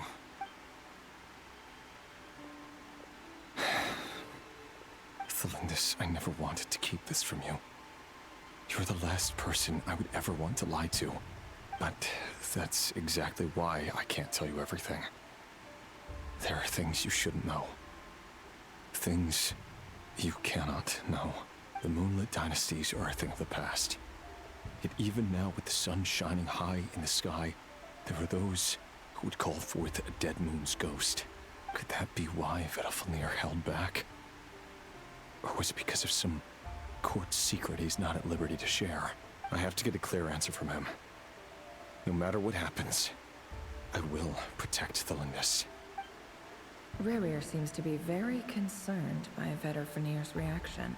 Vedalfnir and Dainsleif, the Visionary and Twilight Sword. So that's what they were really like. I've investigated this whole area now. There doesn't seem to be any other memories here. Should I try somewhere else? Wait a second. What's this black smoke?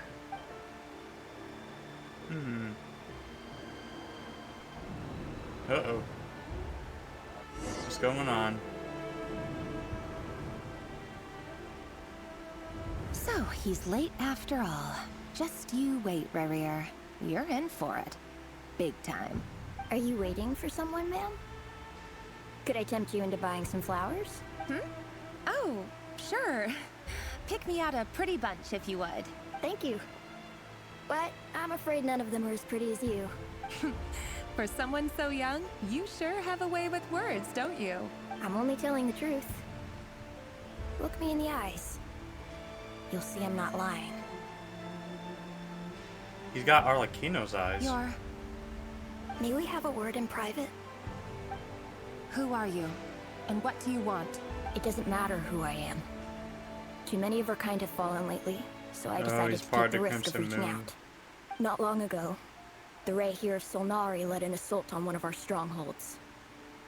We suffered many casualties, and many who came to our aid lost their lives as well. Sorry, I don't know why you're telling me this. And I don't want to get involved. Wait, hear me out. This time we finally got a clear look at his face and learned his true identity. His name is Racher, and he claims to be one of the King's guards. What did you say? A cruel irony, isn't it? The man you're set to marry leads a double life as a brutal executioner. But surely, you must have caught a whiff of the blood on his hands. Why are you telling me all of this now? Simple. It's because... How strange. Racher was nowhere to be seen in that memory. It clearly belonged to Thelindis. Racher couldn't possibly know what happened if he wasn't even there. Why would her memories appear in his fragment? The ceremony won't last much longer. I think it's time to call it a day.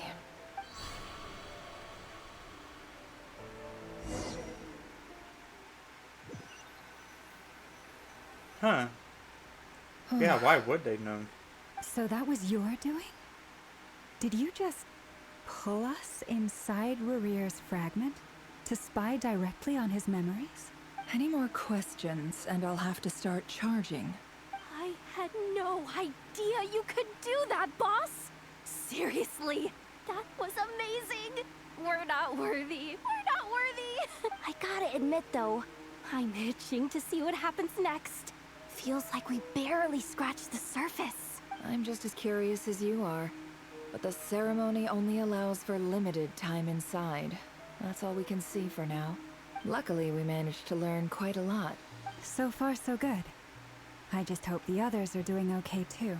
Especially the group with the Traveler. Their mission is a risky one. Let's hope it's all going smoothly.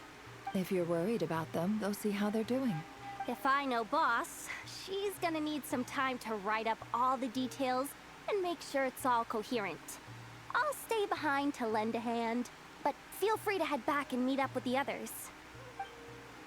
Maybe, I got a feeling Rarir was probably spying on her and the child, so that might be why. Oh, they've been prowling around for nearly 2 days now.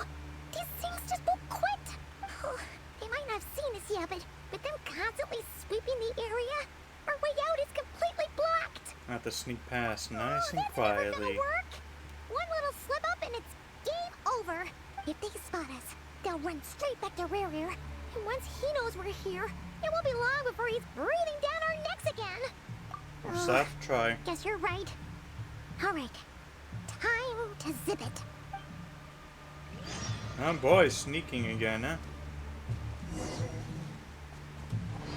Quick, hide! We almost got spotted. Phew, that was a close call.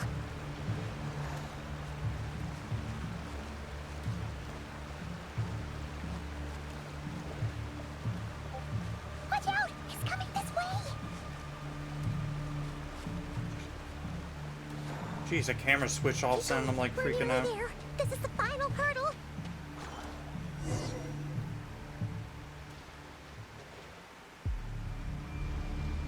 Oh, there's no end to these things. Must be in our way out.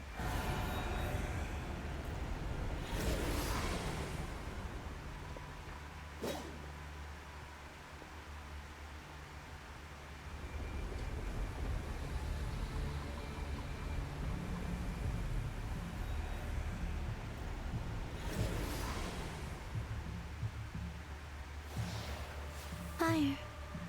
Uh-oh. Fire? Wait, what's that smell? Oh no, there's a fire! Let me guess. Arlecchino?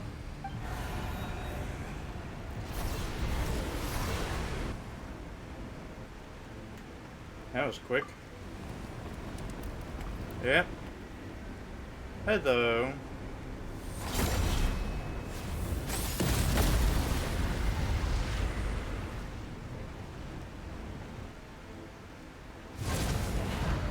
Sandrone was right.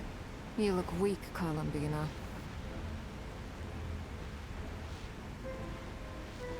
The old you would never have let such lowly creatures bar your way. Word has it that you did something for the Tsaritsa, and that's why you've lost most of your power. Freedom comes at a heavy price, doesn't it? It's Arlecchino! You came! Hello again, Columbina. And greetings, guests of the House of the Hearth. It's been a while, Arlecchino.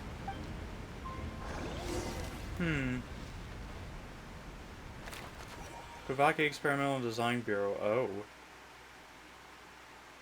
And we're gonna see what Sandrone's been doing.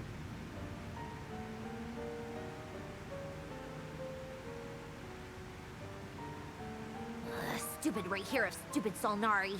Ugh, whatever. I've got all the data I need. Next time we meet, you're finished.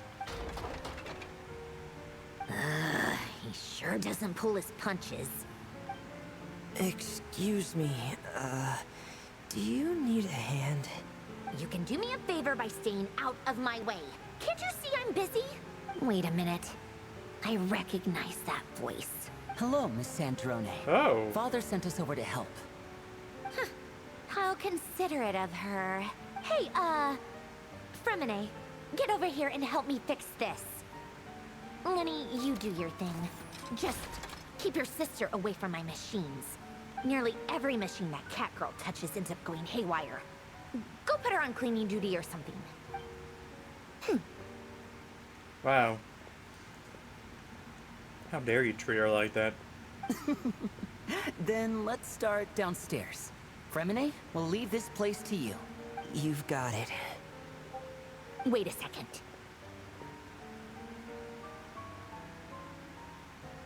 Pretty sure there's still some tea in the cupboard. If you want some, you'll have to make it yourselves. And everybody goes back to the secret base.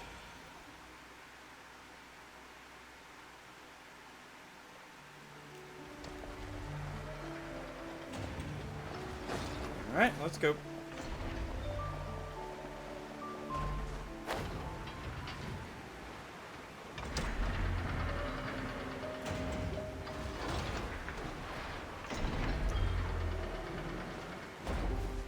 Why didn't I pick anything up?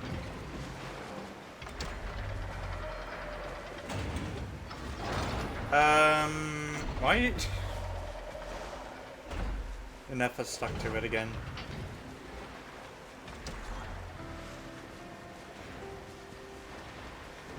You think that machine wouldn't be running with her on it and be like, I can't do my job, I'm just gonna stop.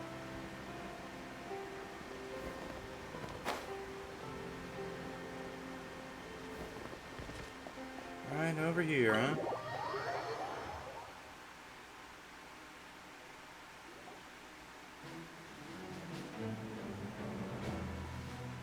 It's a relief to see you all made it back in one piece. Huh? Feels like there's quite a few people missing. Where's Flins and the others? What about Nefer? I returned ahead of them. Flint is helping Ino and Nefer to set up the decoys and buy us some time. As for Miss Nefer... Boss is still wrapping things up on her end. She sent us back to fill you all in on the top secret intel we've been gathering. I see. Then let's get right into it.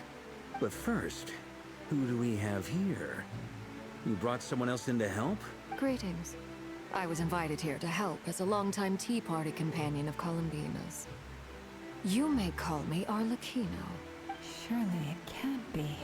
Those eyes. Oh, where have I seen them before? Wait, of course. In those memories we just saw. So I wonder if she was originally Conrian then. The only Arlecchino I know is the fourth of the Fatui Harbingers. So either you share a pretty uncommon name, or you're more than just a Tea Party buddy. You are well informed, Grandmaster. A man from Mondstadt living all the way out here in Nod-Krai, and yet the people and affairs of Snezhnaya seem to hold a special place in your heart. Oh, the feeling's mutual. Sounds like you know all about who I am, too. A Fatui Harbinger. The atmosphere in here just got really tense. Guess we can't just start trusting Fatui Harbingers, even at a time like this. I must admit, though, I'm a little curious. Seeing as the Moon Goddess no longer belongs to the Fatui, what makes you so willing to put your neck on the line here? Nor does Nod-Krai belong to Mondstadt, Mr. Varka. Yet still, you're fighting for it all the same. Things don't always have to have a tangible payoff. Sometimes, stopping things from spiraling out of control is a higher priority than chasing the spoils of victory. Of course, I can't say there's nothing in it for me at all. But that's between Columbina and myself. Arlecchino was instrumental in helping us save the whole Fontaine. Forgive me. I don't mean to doubt you. It's just that the Fatui really have been the source of many of our troubles. We have our own way of doing things here in Nod-Krai. But ever since they arrived, the Fatui have treated us with nothing but hostility. I know there's been a lot of bad blood between us in the past. I've done my utmost to avoid friction whenever I could. But sometimes fundamental conflicts of interest simply can't be settled amicably. That's why I'm here solely in a personal capacity. This has nothing to do with the Fatui. As a gesture of good faith, I'll be frank. I can help Columbina track down the iridescent moon's marrow, which will help her restore more of her power. Anyway, what else is on the agenda? Let's begin. She says she'll be frank, then completely skips over the details. Looks like she doesn't want to give away too many secrets after all, but she clearly wants to change the subject. It'd be awkward if I tried to bring it up again now. I guess we'll just have to go along with it. She's the fourth of the Fatui Harbingers after all. One look and you can tell she's not someone you'd want to mess with. Good job, Yehoda. Just acting natural, are we? Well, since Miss Arlecchino sounds confident in her ability to handle that, we'll proceed to the next topic. Yehoda, time to share that top-secret intel. All right, listen up, everyone. First, we now know that Racher was originally a Conrian secret agent whose primary mission was to hunt down and assassinate the so-called Dregs of the Crimson Moon. The Dregs of the Crimson Moon? Mm-hmm. In the memories, there was a lot of talk about the Crimson Moon and Eclipse, and a whole bunch of other stuff from the time of Conria. To my knowledge, those were the names of two different Conrian dynasties. Long, long ago, it is said that the people of Conria worshipped the Crimson Moon, drawing a mysterious power from its reflection. But one day, a coup saw the Crimson Moon eclipsed, hence the name of the new dynasty that replaced it, and how it became the new emblem of Conria. Still, long after the Crimson Moon dynasty had fallen, the last ruler of the Eclipse dynasty, the Vinster King, still coveted the secrets it left behind. So, he sent the Racher of Solnari to secretly hunt down the Crimson Moon's few remaining followers. In those days, Racher showed no signs of madness. In fact, he was as normal as any other person. Oh, and he had a fiancé, or at least a would-be fiancé, called Tholindis. What's the matter?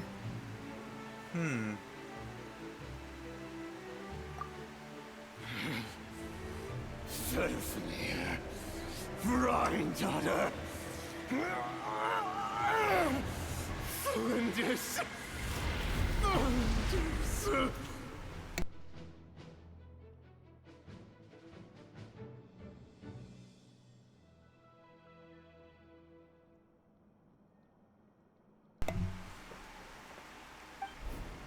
Interesting. Anything else? What about this would-be fiancé of his? Do we know anything about her? Well, she was a researcher at the Universitas Magistrorum, but it felt like she was hiding some kind of secret. Oh, and one more thing. For some reason, Rarir's fragment also contains some of Tholindis' memories, though only a very small portion. Well, no shortage of potential leads, I'll give you that. In any case, it sounds like we can conclude that while Tholindis was still around, Rarir appeared to be lucid and quite normal.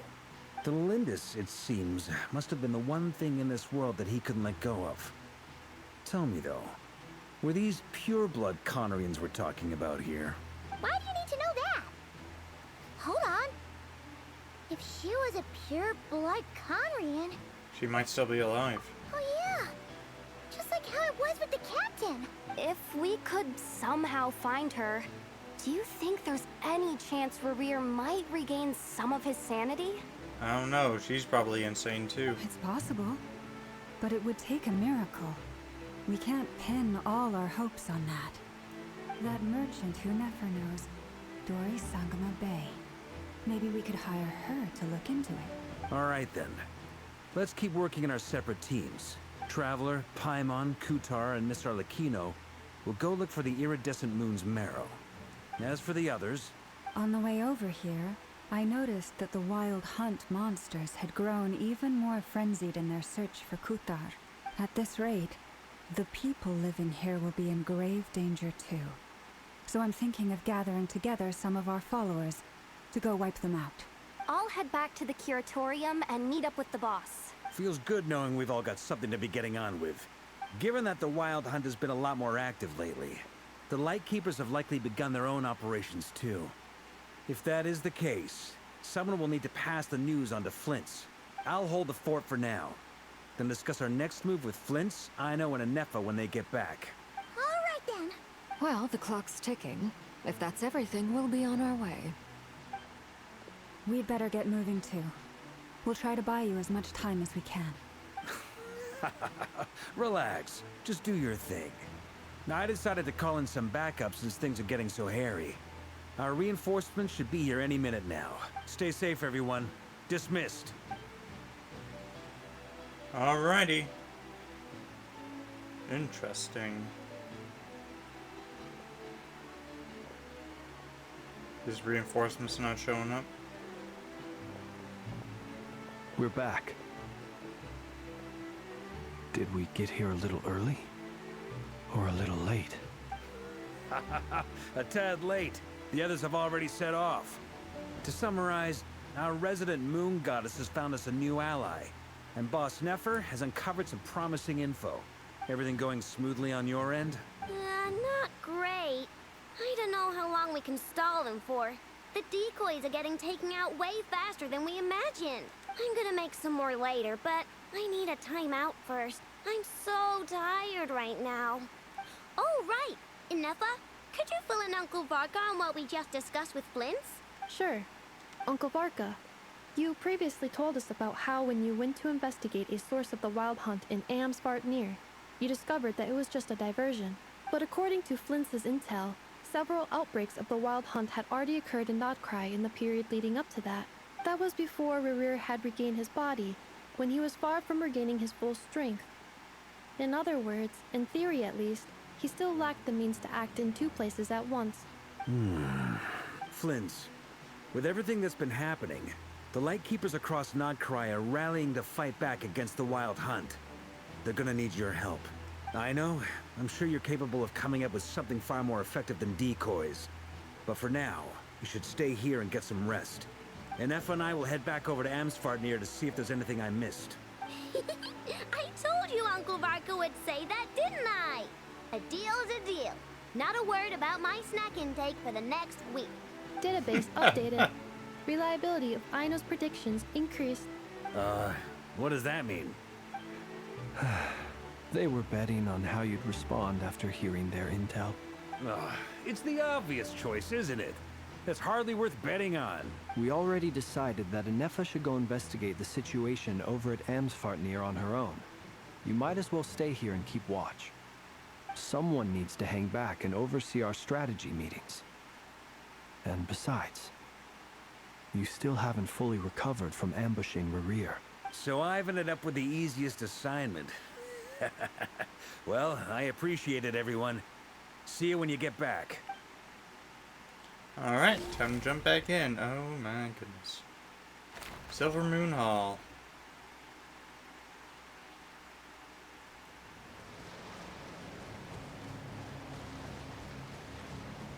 Alright, what are we doing over here then? Here, this will serve as a good spot to cross over.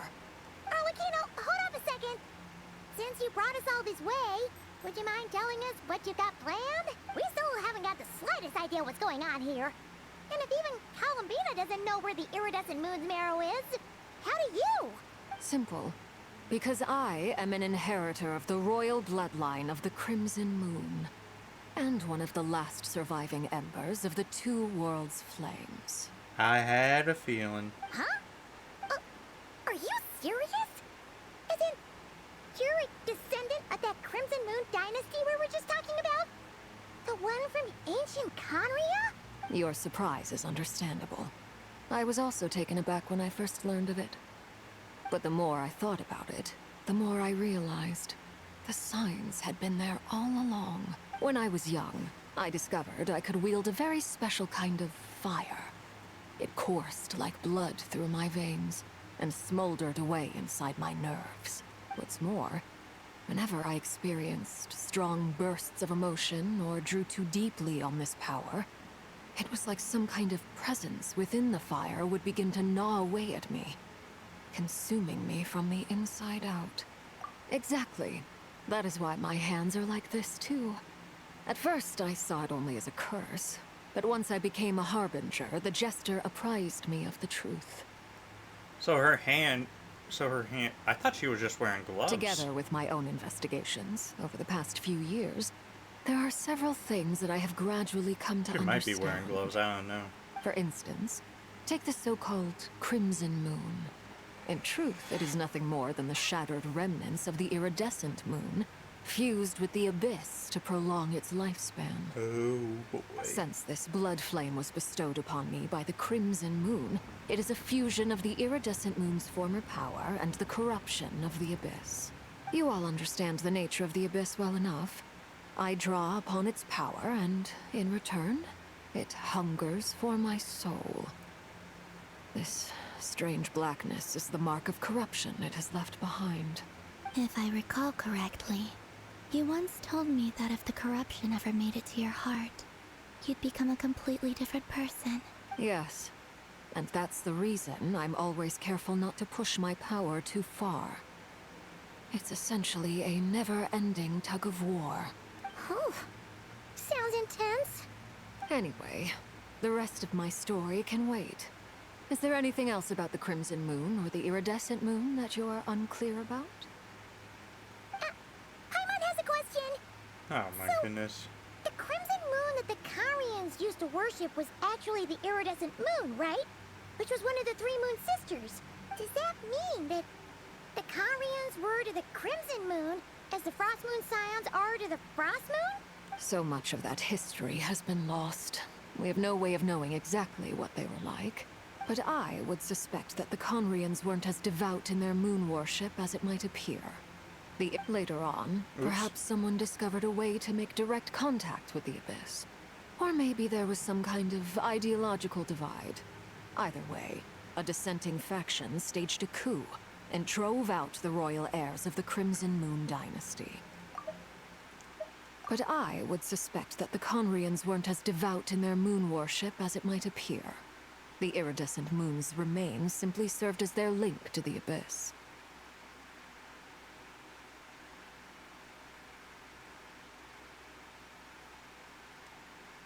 Still, even with the dark sun looming high overhead, the Crimson Moon's glow never truly faded. If you want living proof, it's standing right before you. The first time we met, I sensed something familiar in your presence. When I looked at you, I felt I could see that mysterious red moon in the corner of my eye. In your flames, I saw its broken image, surrounded by a strange black aura. Well, I appreciate that you kept it to yourself. Much about the Crimson Moon is still a mystery, and I'd prefer not to end up as the object of an insane research project. So she's not really a Conrian, she's just descended from... She's not really a Conrian, she was a descendant of the Blood Eclipse people.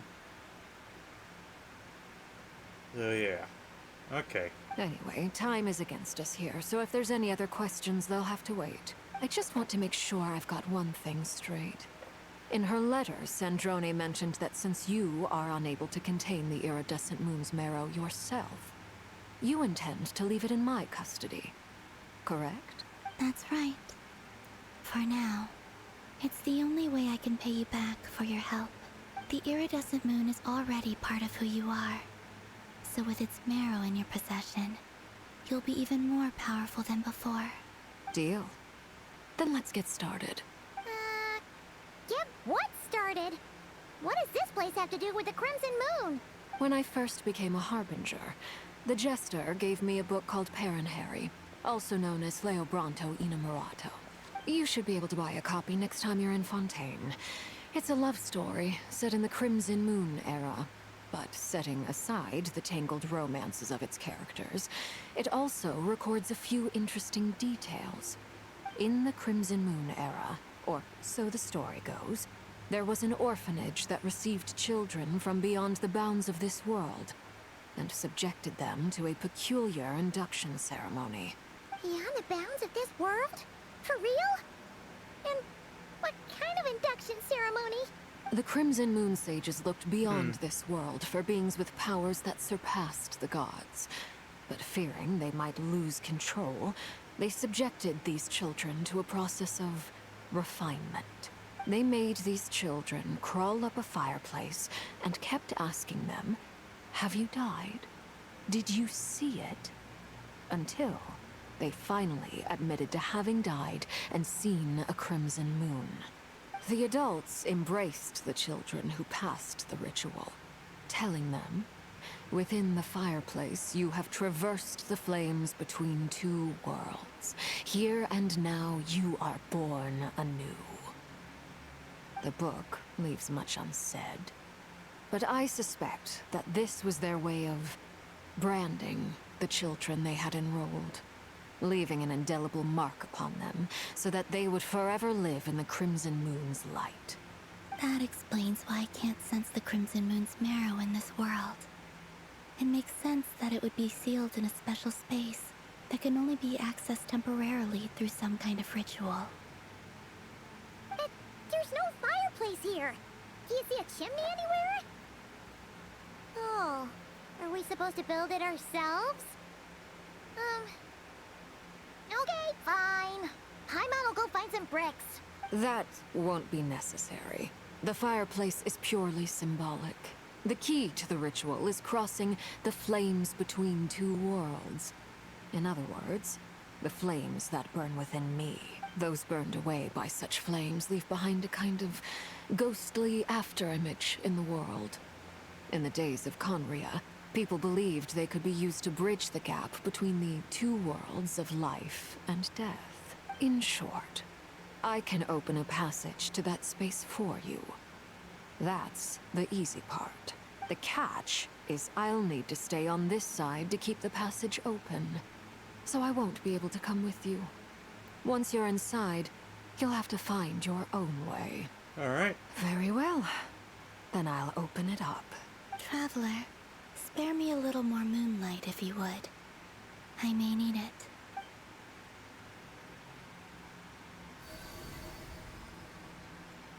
Thank you. I feel like I've recovered some of my strength now. It should be enough to move us across short distances and confront whatever dangers might await.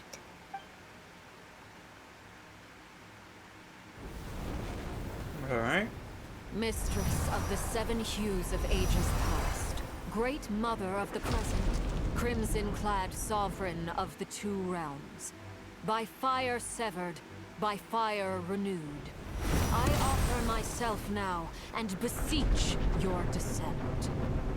Oh, okay. That's the Crimson Moon.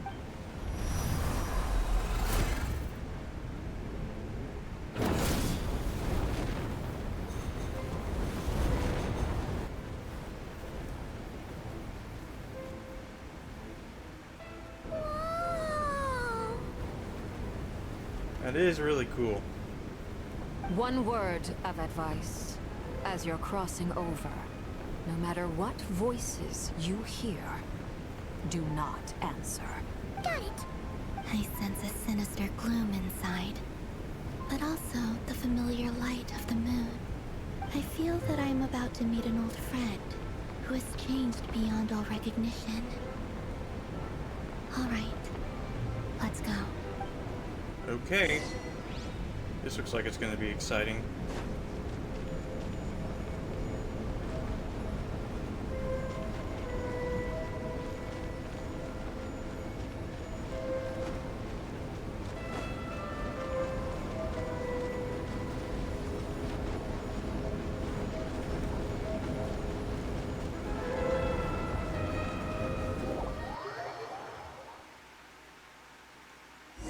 Oh. Your presence and craving death and rebirth.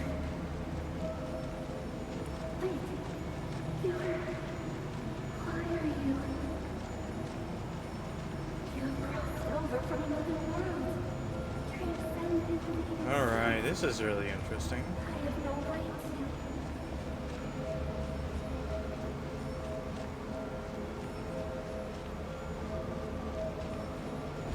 Whoop.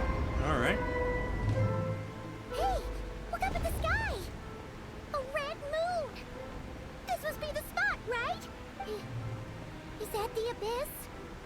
It's practically filled the entire place. What now? What a tragic sight. Fragments of your broken body, seized by the abyss, and hung up aloft like mummified remains. Iridescent moon, Was this truly what you wished for? Looks like there's only one way through then. Oh, there's something spooky about this place. Feels like something is lurking in the fog. Paimon's right behind you. Whatever you do, don't run up without her. Oh boy. See deeper. By the way, Columbina, didn't you tell us that the iridescent moon had shattered into pieces? The moon up there looks pretty whole to Paimon. How is that possible?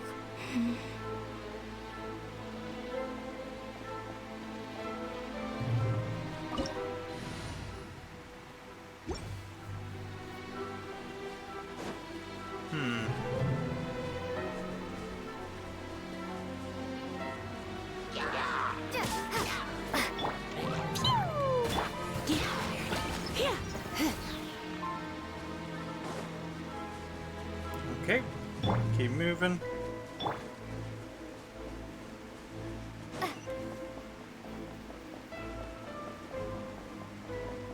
Just like I thought. It was only a facade. Ah.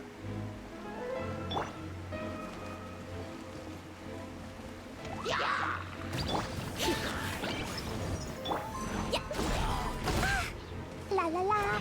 Ah.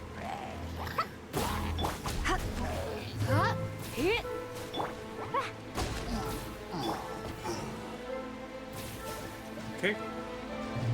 Let's keep moving. Nice and freaky moon. Leaking shit all over.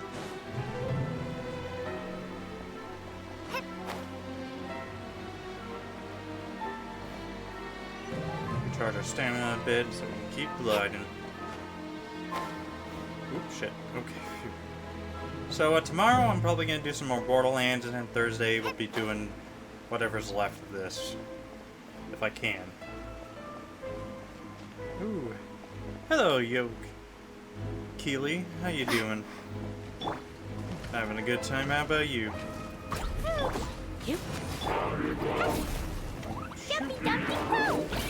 Get out of here.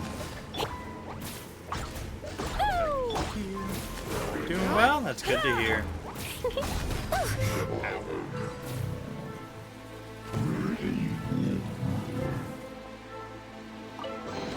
I'm doing good. I'm just vibing, playing some Genshin, enjoying the story so far. I like how this is progressing. Pretty darn cool.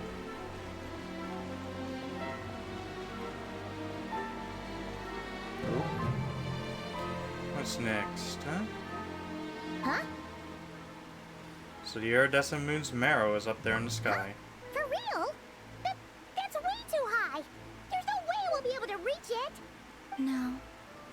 I'm not sensing anything up there. It's coming from under the mountain. Ooh. Let's see. Ah!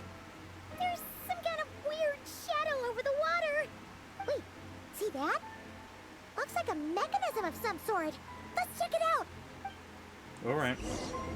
Your model is the cutest? Thank you. It's a free model I got off of Booth. And I've been enjoying it. I'm using it right now until I can afford to get myself Looks like a device my from own the time of personalized Krai. model. Maybe people once came here to study the Crimson Moon's domain, and they left this behind. Oh, if we can activate it, we might find some clues. Alright. Time to crack our way through.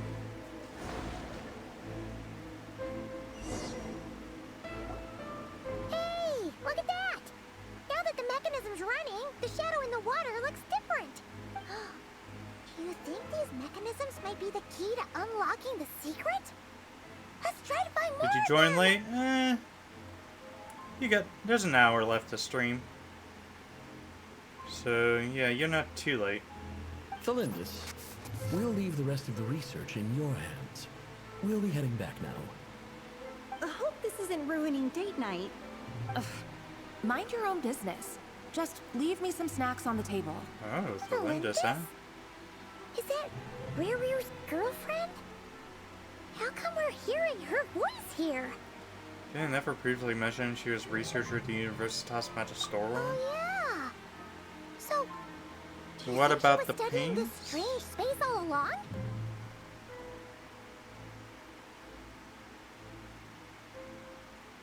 Pains. I have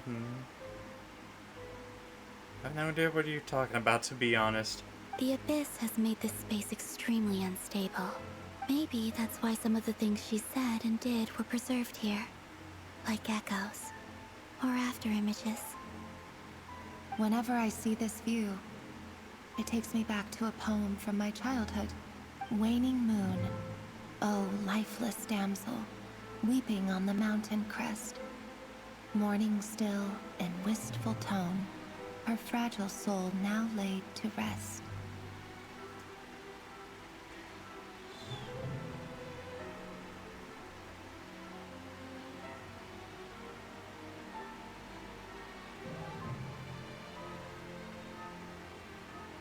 Panels.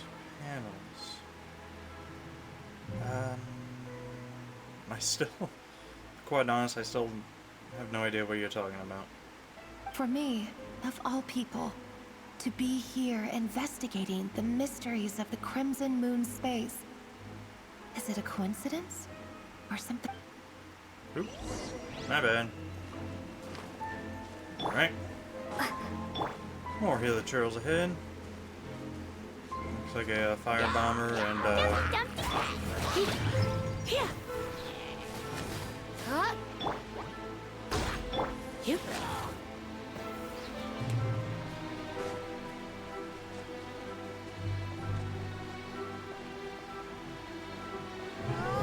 Looks like the Abyss has messed up this mechanism. We need to find a way to get it working again. oh, the panels. Oh, those. Yeah, those panels. The art for I've been doing for them is my own art. So, yeah. I've been trying to theme them with like Greek mythology kind of things, so they look like scrolls. So that's where I'm using. So yeah, because the VTuber model I'm eventually going to use is going to be themed with Greek mythology.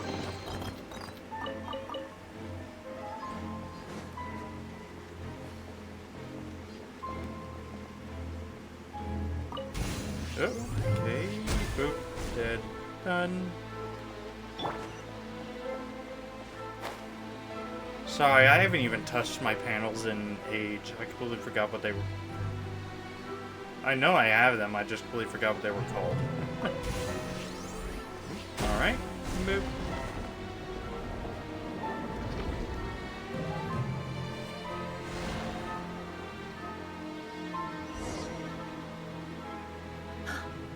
I see.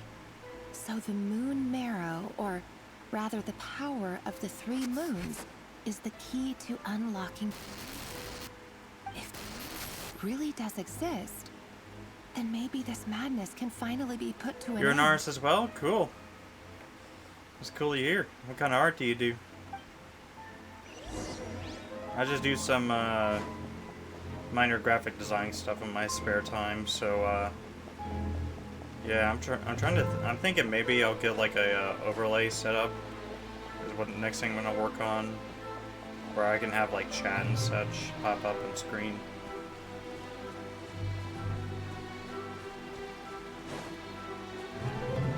Where the heck am I supposed to? Oh, that way.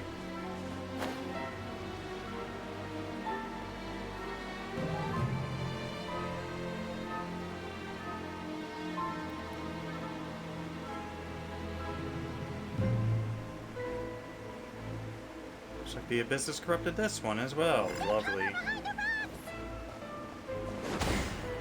Nice try.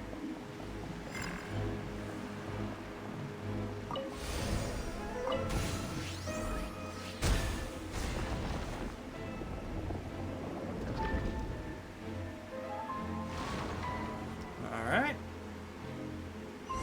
And that should purify it so we can get down, right? With the Abyss inhibitors in place, I should be able to access the chamber with the moon marrow.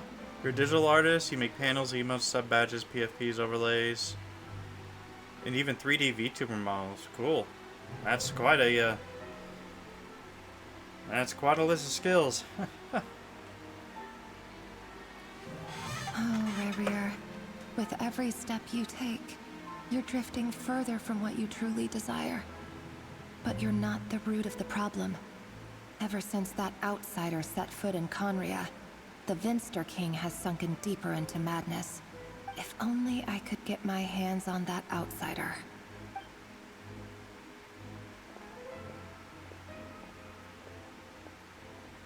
That outsider, huh? Hey, look! The moon's reflection is back to normal! Elendis' voice mentioned a chamber with the moon marrow. Do you think maybe it's hidden in the moon's reflection? It must be. For within it, I sense the fragile aura of a dying soul. Then there's no time to lose! Let's go!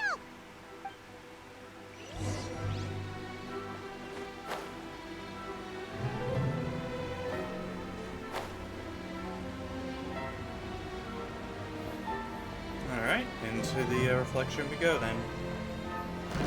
Whoa, okay.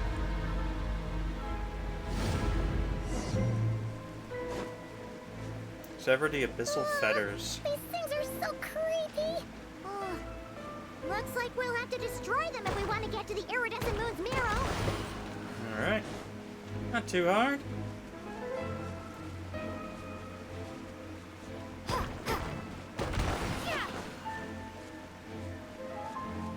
That must be the iridescent moon's marrow! Oh, we'll need to destroy these things before we can reach it! They're surrounded by monsters too. Gonna be fun.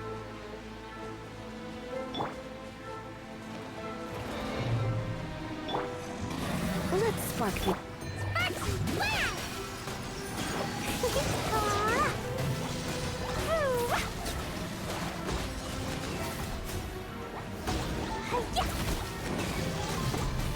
Damn it. There we go. These things are an absolute pain in the ass to fight. I just hate the fact that they drain all your party's HP. It's not the, it'll be fine if it was just the HP of your current character, but it drains everybody's HP. It really pisses me off. Alright, that's one.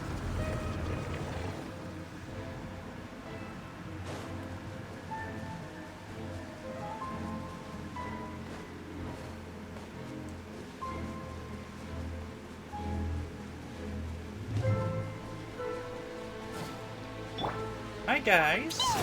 Ooh.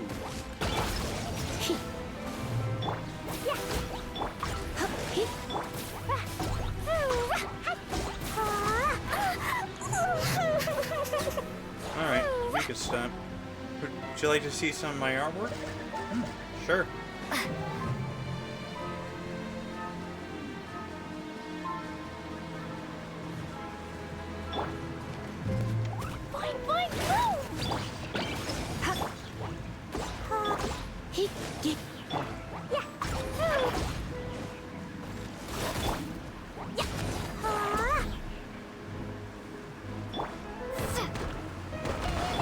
We're so close!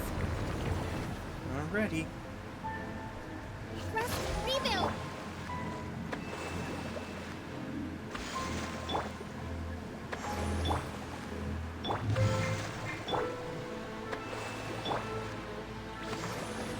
There we go.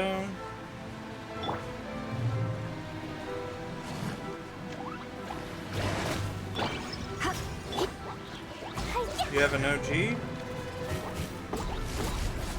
don't know what that is.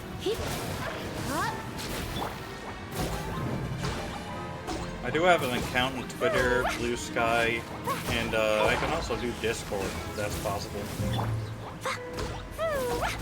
Or Instagram, oh.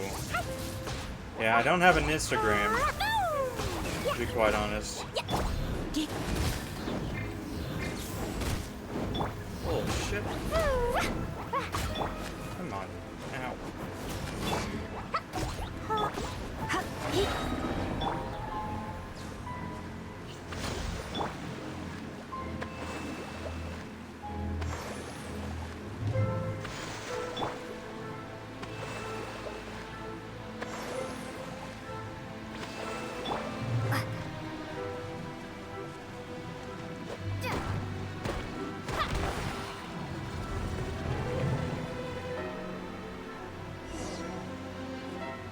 Yeah, my DMs are open on Twitter. I don't know if you can get it through there, but yeah, sadly I don't have an Instagram. Maybe I'll get one in the future. Finally did it! The iridescent moon's marrow, still burning away like an undying flame, yet now contaminated by the abyss. It has taken on a new form entirely. If we can purify the abyssal power within, we should be able to obtain its untainted essence.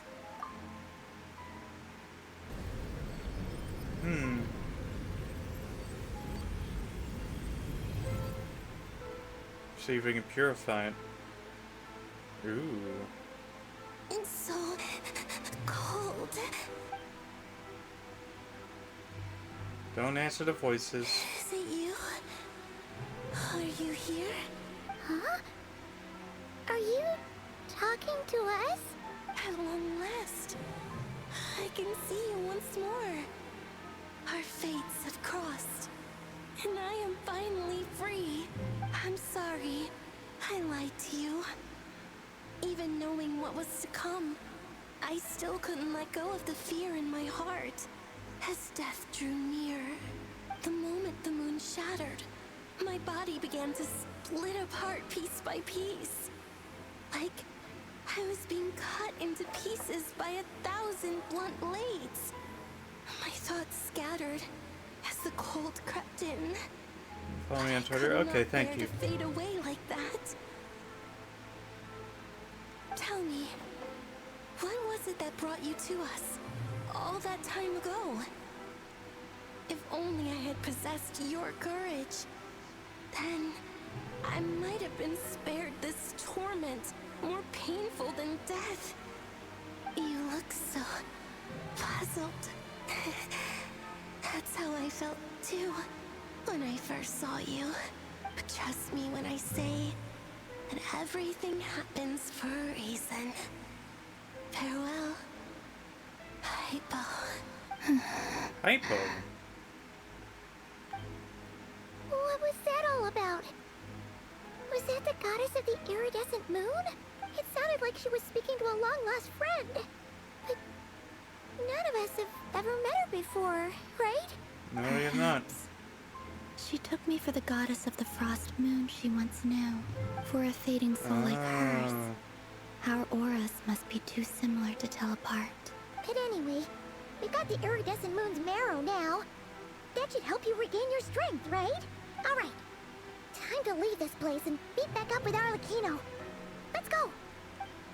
Let's get out of here. If we can. That's odd. This place looks different than when we came in. Waning moon. Huh? Oh, lifeless damsel. Uh-oh.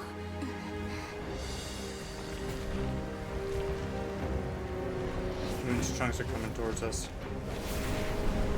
Hurry! The place is collapsing! It wants to trap us here. Who's it? The abyss? Now we've taken the moon marrow. All that's left here is a dark will. It will show us no mercy.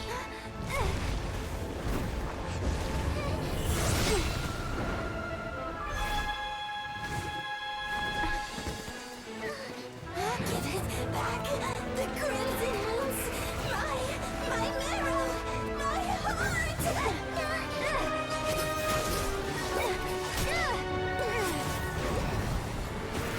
Alright. Finally!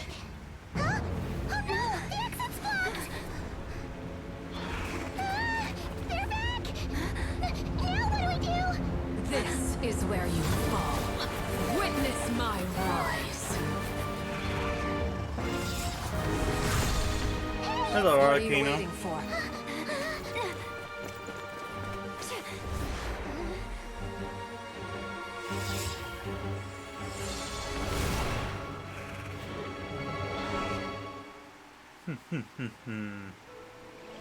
Nice try.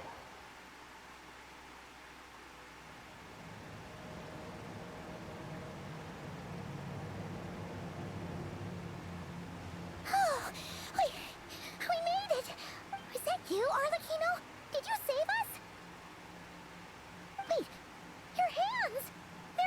Oh, this? Don't worry. It's a small price to pay. The Abyss wanted to trap you inside, and I defied its will by bringing you out. No wonder it's a little angry. Anything we can do in return? No. I have paid the price, albeit a small one, and it cannot be undone. My hands have already fused with the Abyss. Purification would simply destroy whatever's left of them. But surely... Oh... We're so sorry, Arlecchino. Paimon can't believe you'd make a sacrifice like this for us. As much as I'd like to call it a favor, the truth is I was simply holding up my end of the deal. Well, Columbina. Yes, you did your part.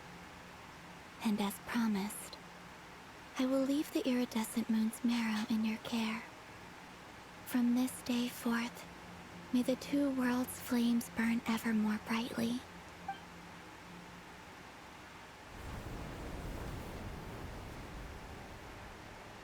I'll take that as a blessing.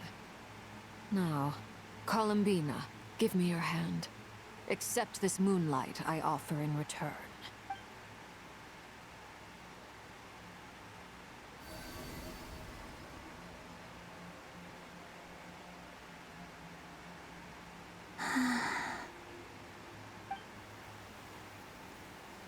Oh, the flowers are blooming. Feeling stronger? Hey, Columbina! Are you okay? I'm fine. Our powers are a little at odds, that's all. Well, hopefully that isn't a sign of things to come. By the Frost Moon's authority alone, wielding the power of the other moons was always going to be a stretch. Still, I think it's fair to say that your strength has returned. At least to the level it was at as Third Harbinger. It's still not enough. There's no way I can hope to challenge Racher like this. Just one more ray of moonlight, if you would. Please, Columbina, don't push yourself hard. It's okay. I can take it.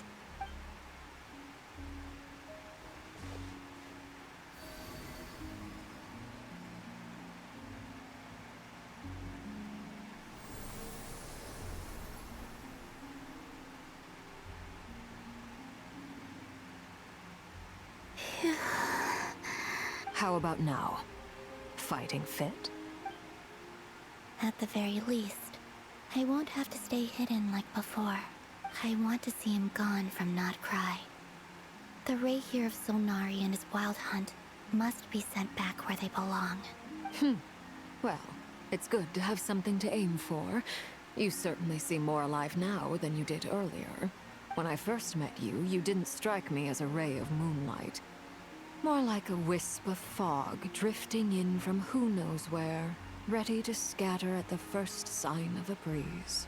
But now, you're full of vitality. Just like the Frost Moon, once the brightest of them all. May you keep shining, Columbina. This is who you are. Thank you. Look after yourself too, Arlecchino. I know you have plans of your own, and that's why you're always seeking to grow stronger. But whatever you're after, don't let the Abyss take a hold of you.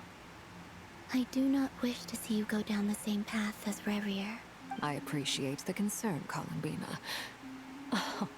Although perhaps it's time you took a new name. A new name? Kutar, the Moon Maiden, Columbina. They're nothing more than code names. They describe who she is and the roles she's played, but they're not her real name. We often use code names in the House of the Hearth, too. But it's knowing your real name that keeps you grounded. Up till now, you've been living a wandering life, so you've probably never really cared. So what name is she All gonna I'll say choose? is this. Once you've defeated Racher, give it some thought. All right, that's it from me. I'll get you back safely first, then go meet up with Sandrone. You're the best! Let us know next time you need a hand. I appreciate the gesture. It speaks to your good character. Anyway, let's get going. There are more urgent things to do right now than trade compliments.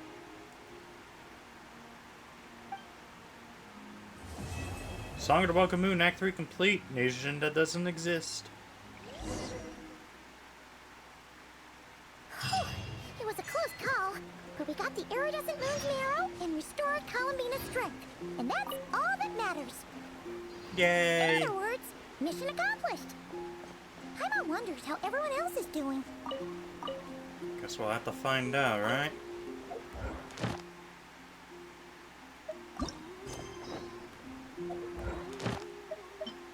Look at that. Oh yeah, we got Act 4. I think I might save that for next time though, because I'm not gonna be able to do them both in one night.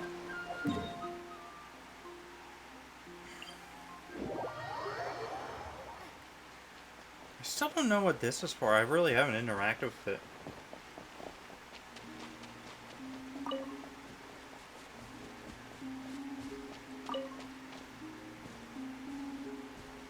Now we're walking. Oh. Is Columbina not in? There she is. Looking for me? Scare me. After sensing your arrival, I wanted to see how close I could get to you from behind. Because you had nothing better to do? Or... Is that how it seems? No different than when I was with the Fatui then. There was never much for me to do. The Tsaritsa only sought the power of the moon goddesses. I was never dispatched to see Xenosis or anything like that. So what do you do to pass the time? Take walks, watch the moon, sometimes sing. But I came to do that last one less and less after Sandrone forbade it. Really? She didn't like your singing? No. She praised it, actually.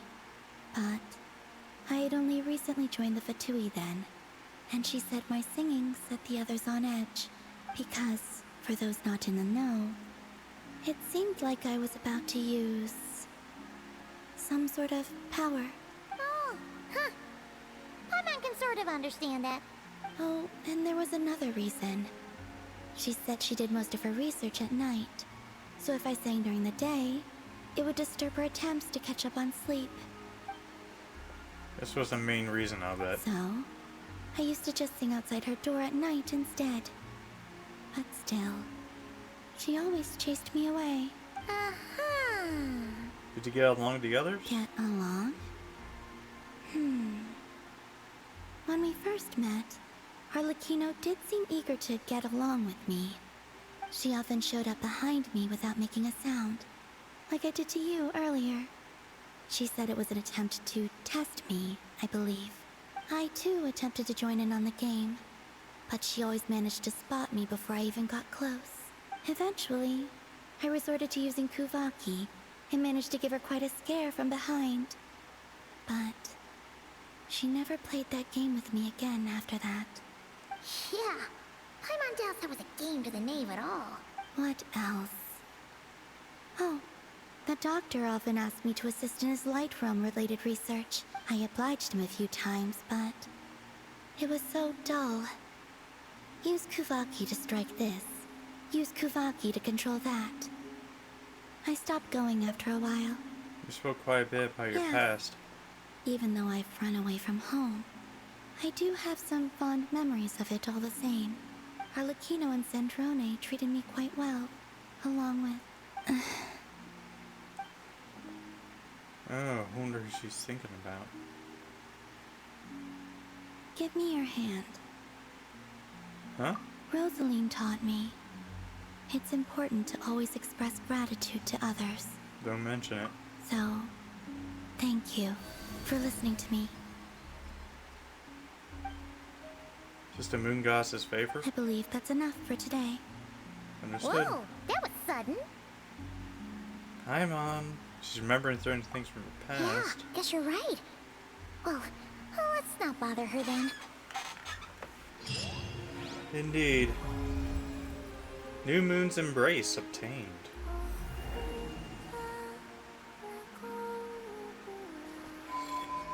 Moon sign shift, ascendant gleam. What does that mean then?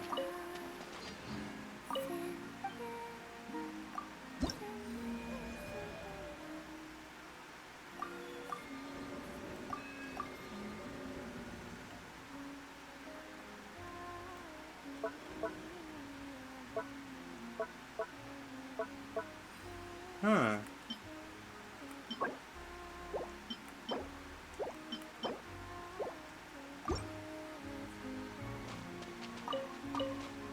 It is pretty in this place. I love the design. It is gorgeous.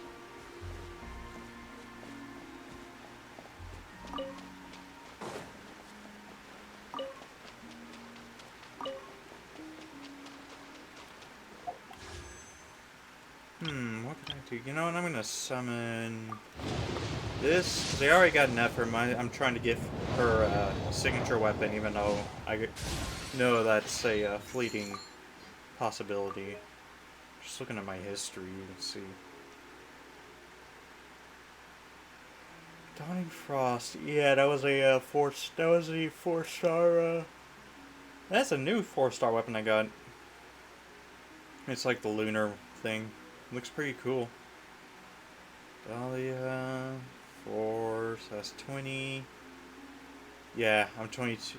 I've only got 22 summons from the previous 5-star, so not much in that regard. There's quite a lot to do in this area, though. I'm not going over there. That'll be for another time. Oh, the weird rain that kind of goes down and floats right back up.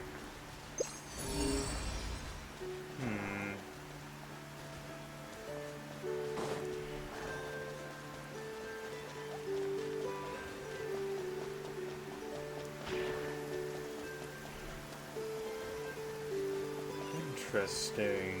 We have a lot of stuff to look for down here. Treasure chests and everything. What the heck is going on here? Oh, it's a quest dude. Or a quest giver, I mean, not a quest dude. Are could be going this way? Maybe they want to object to being guinea pigs. Oh! Okay. You're one of those dicks, okay. No, we won't bother you then. I'm just doing some exploring now, trying to see if I can find crap.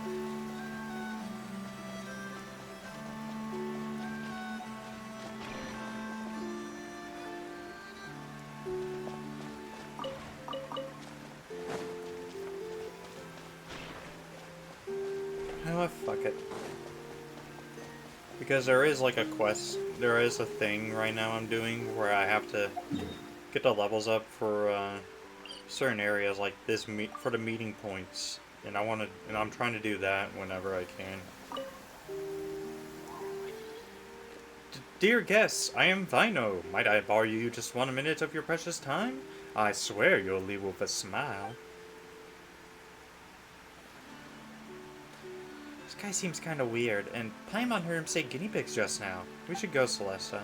Huh? What really come across as weird? Small wonder everyone keeps running off. But that's word for word the pitch that Bonksa might tell me back in Nasha Town. If it goes to blurt out a sales pitch, of course, it's going to come off sounding weird. Fair point. If someone ran up to me shouting, "Dear guests," I'd probably avoid contact and hurry away too. I'd probably run away too if you called him my frickin' guinea pig. Turns out starting a new career at my age isn't easy. Darn it, I really thought being a boss meant kicking back and letting the money roll in. But hey, you did become a boss, right? Congratulations on that. But what made you want to change careers all of a sudden, Vino? I was a treasure hunter for so long, but honestly, I've been thinking about getting out of the game for a while. There's this classic joke in that line of work, where's the only place a 35-year-old treasure hunter gets called young? At their funeral. Everyone's dabbing their eyes and saying, poor thing, they died so young. I'm 34 this year. At last month's gathering in the flagship, everyone was speaking to me with this weird, respectful tone. It's not like I ever found any of Reed Miller's old treasures or anything. So when they started speaking to me all reverent-like, it felt off. I looked around and realized, somehow at some point, all the old dogs had disappeared, and the room was filled with fresh-faced rookies. I suddenly realized I was the oldest one there. There I was in the middle of all that nonsense and cheer, and yet this sudden chill gripped me tight, like a voice whispering, "You're next." It was a downright terrifying. But if you look at it in that way, you're actually being pretty lucky, right? After all, you made it this far in one piece. luck doesn't hang around forever. That's why I wanted out of the business. But, it's been rough. If things keep going like this, I'll have to start taking on commissions again. If it really comes to that, make sure next year's funeral invite reads, "Look at me, no more rent, no more meals to worry about, and still so young to boot. Jealous yet?" Alright, let's hold off on the funeral talk. Let's see if there's something we can do to help with your new career. You stopped us just now. Were you about to pitch us something? Want to show you my training ground. Oh, well, it's not serious training or anything. Just some light challenges like shooting targets and dodging stuff. Ooh, that sounds kind of fun. Right? I figured kids will love this kind of thing. And there are tons of kids in Notchtown. My old colleagues should love it too. And there are so many F2E stationed in Nod-Krai. It feels like it should be drawing in more people. But it seems like really no one's really interested. Maybe it's just not fun enough. I just don't know what's wrong with my training ground. You two look exactly like the kind of guests I had in mind. If it'd be up for testing it out, and maybe give me some feedback. We'd love to play. By Paimon means help. We'd love to help. Awesome. Then please follow the course I designed. Your first challenge is nearby. The second one's over that way. I marked the entrance to make it easy to spot. Last challenge still needs a bit of work. I'll go fix it up now and wait for you there. As for the rest, well, there's definitely some technique to hitting targets, but your first time, just go with your instincts. Too much explanation will only trip you up. Well then, have fun. After briefly explaining the course, Vino hurries off to finish setting up the final challenge. Do I need to use arrows for this?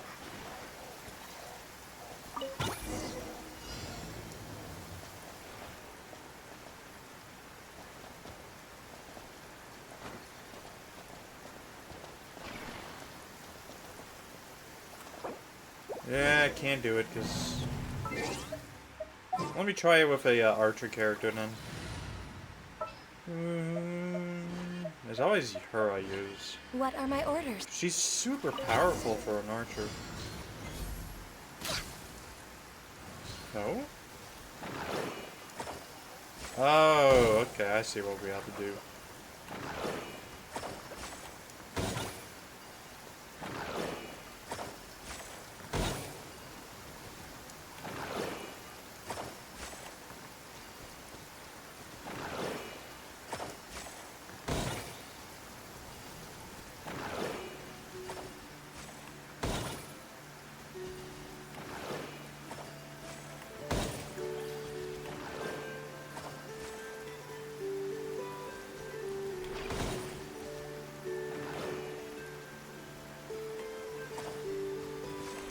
Okay, that was weird. Where the heck did it go for a second there? Alright, second one should be that way.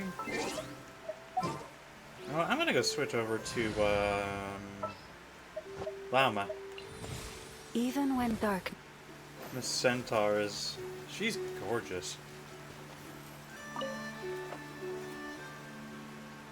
Definitely one of the waifu characters, isn't she? The second challenge, terrain starts to play a role, and in the second half, targets will start moving, so be ready to shoot in the run. Often feels like a surprise. There's no suspense. Interesting. Paimon, did you hear that? Paimon didn't hear anything at all. Was there a strange sound? So Leslie, you're just messing with Paimon. There's nothing there, right? This isn't the type of surprise Paimon wanted. You're a meanie. Just for that, you're leading the way from now on.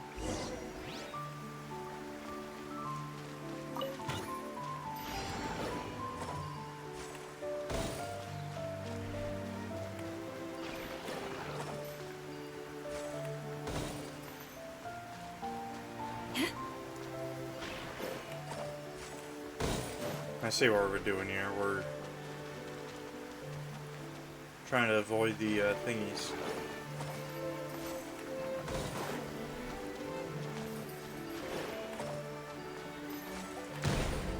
Boom.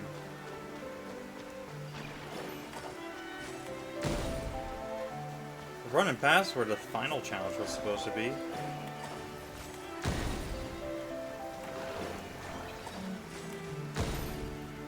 Alright, and we got 2 more up there, or 3 more.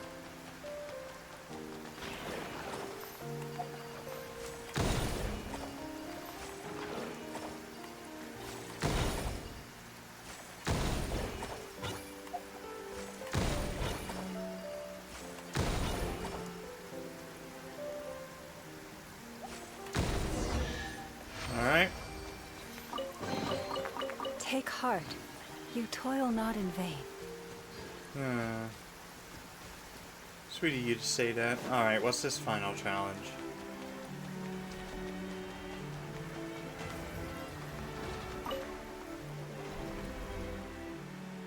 Vino! We figured out what's wrong with the training ground. That doesn't matter anymore. It's time I start getting my affairs in order. What happened? All my targets have vanished. Again. Maybe someone took them by accident? Nah, it's happened before. I got new materials, made new ones, and hid them somewhere no one would think to look. But they've been taken again, which means someone's doing this on purpose. Probably a weasel thief. Why am I getting an eerie sensation in that cave just now? Could this have something to do with those sneaky thieves? Yeah. Wait, so you sense it too? That feeling of being watched? My instincts are never wrong. And anyways, my targets aren't worth that much. Who'd want to steal them? Even though I never really took really risky commissions when I was a treasure hunter, you don't spend that many years in a profession like mine without making a few enemies. But taking the targets, they send me a sign. Next target is me. It looks like I should change careers much sooner. Never thought I'd be sacrificing my life for a job like that at such a young age. Maybe you're overthinking it. Once we catch the thief, everything will become clear. You two are so kind. If you have the time, please do attend my funeral. Can we not keep bringing up your funeral? There's still a chance we could fix this. What is that they call the energy of babes? Is that what they call the energy of babes? Alright, I'll hang in there just a bit more. Very least I won't give up till they actually come knocking. After all, I poured almost all my life savings into this training ground. I've dealt with the treasure hoarders before, and in my experience, if you want to catch them, the best way is to bait a trap. You can get target make materials at the Krumkaki craft shop. I've been there a few times since they're after the targets. Let's use some to lure them out. Alright, I'll leave the thief to you two. As for me, I'll stay here and get started on fixing the third challenge they messed up. Alrighty.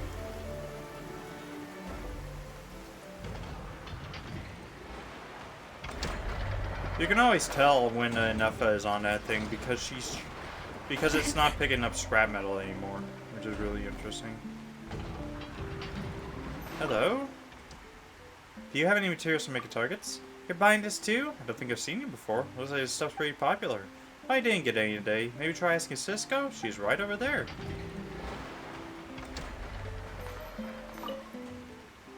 You have any materials for making targets?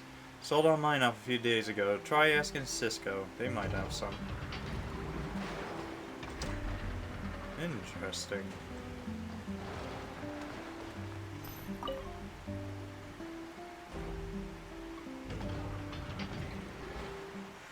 Hi there, let Paimon introduce herself. Paimon is Paimon, and she's Celesta. We're here on Vino's behalf to ask if you have any missing materials for making targets. Missing materials, ugh. Vino, oh, you mean Uncle Young? He's run out of targets again? He just picked up a new batch the other day. Sounds like this training ground is a roaring success. Actually, it's quite the opposite. Paimon thinks the only real customers are two of us. Huh? But what happened?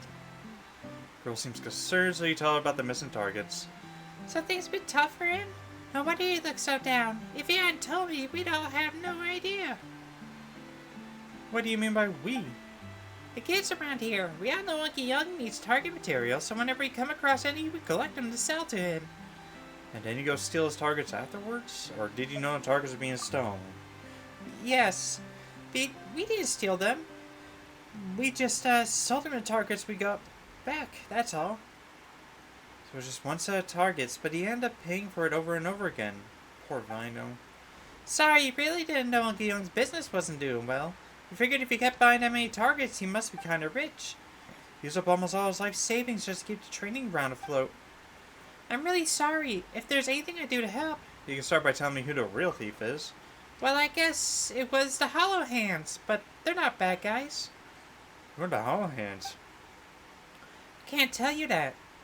Vino really needs our help right now, so no matter what, we have to find who's been stealing those targets. But we really don't know who they are. They always vanish fast, and no one ever seen them. I think they're like Reed Miller, a good kind of thief. We trade with them sometimes. No matter what we bring them, they always give us something really valuable in return. And that's how you've been getting the targets back? Yeah, it's not always just targets though. They sometimes give us more out of their valuable parts. They've really helped us a lot. Weird. Look at the hollow hands up against Vino. We just thought thieves have their reasons for thieving, so we figured Uncle Young must be loaded or something. Sorry. If you want to get his targets back, you could try trading them for some old portable bearings. Don't know if there's enough left, though. Uncle Young already brought some just a few days ago. Not like we have any other ideas. We'll give it a try.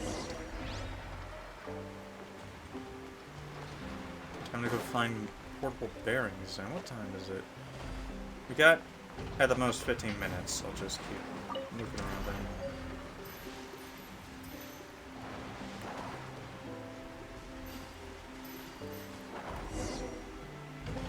Alright, time to go to Cisco then. What the heck is that down there? Oh, it's one of these lockup berries. Cool. Yep. I like how when you're channeling Kuvaki, her antlers change to be more fanciful like that.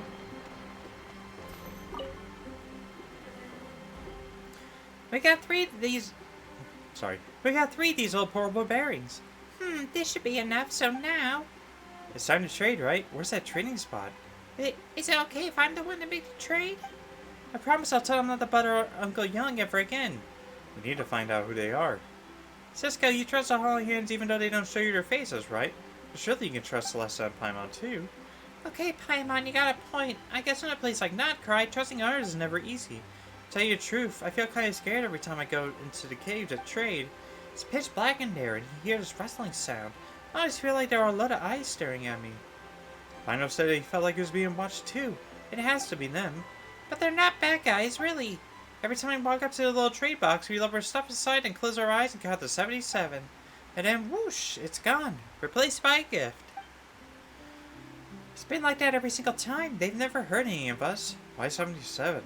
Here's because Reed Miller once stole 77 treasures from the governor's palace. But Bozena said it's actually because he had 77 loyal followers. Or maybe it's because Reed Miller fell out of a window with 77 somersaults before hitting the ground. If that's the case, I don't think he'd be remembered as a legendary thief. Probably asleep if you count any further. Falling asleep in a spooky cave? You must really feel safe with Paimon around. Anyway, not everyone has a different story, but they all include a number 77, so who knows? Maybe your version is the truth after all. Okay, good luck with our trade. We'll tell everyone about Uncle Young too. We also do our best to get our targets for him. No charge this time. But first, you better go say sorry. Time to go find these targets then.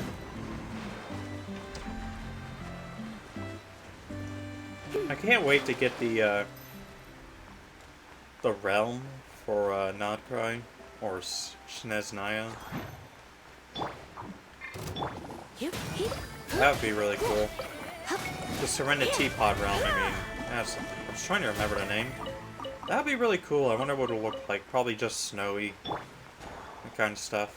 Still be pretty cool to check out, though. The seasonal verdure draws near once again.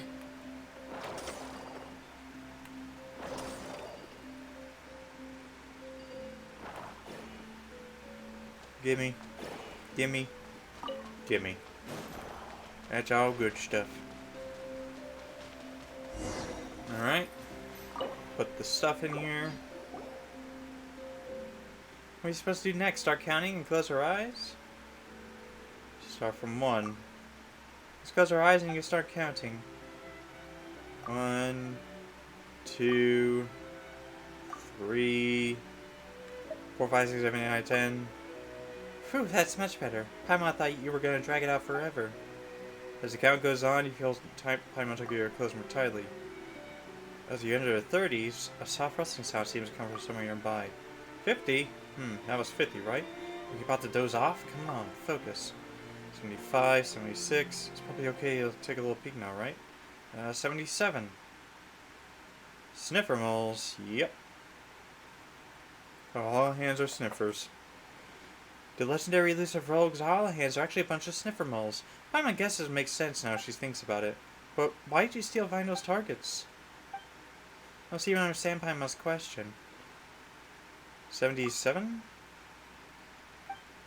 Squeak squeak! It answered you. So what's 77 supposed to mean? Read Miller 77 treasures? 77 loyal followers? Squeak, squeak, squeak, squeak, squeak. One time in Paimon, I think 77 sounds like squeak, squeak. Could that be it? 7 squeak 7? Squeakity squeakin'? I was confused. Squeak, squeak, squeak, squeak. So in the end, we still don't really know what it means. Well, let's see if we can find the targets.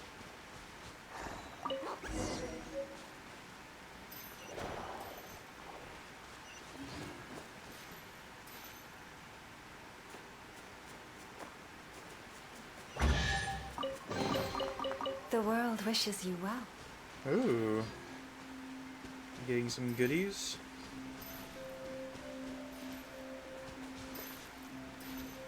Was there a treasure chest I completely forgot about? Really?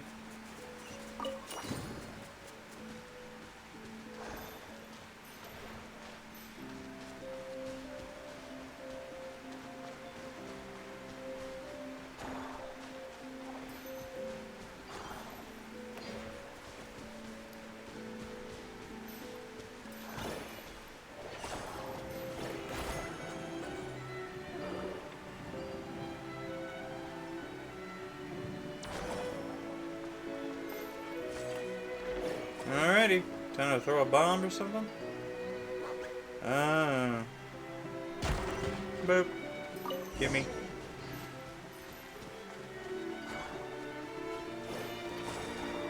Alright.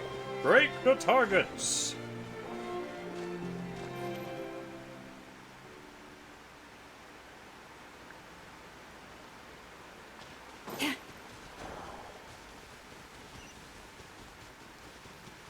Yeah, I'm not gonna go raid their stash.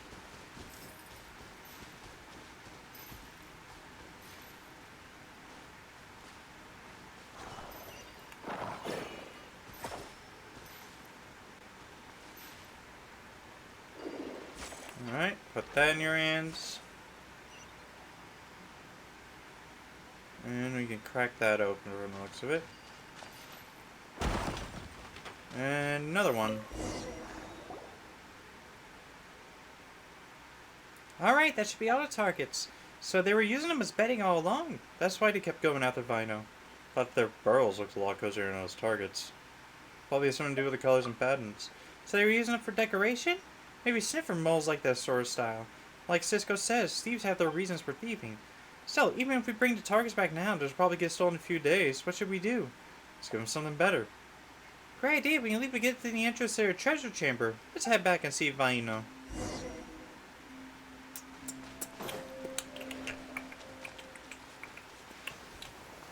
Oh, I forgot about this treasure chest. Perhaps this treasure Give me has been goodies. waiting for you all along.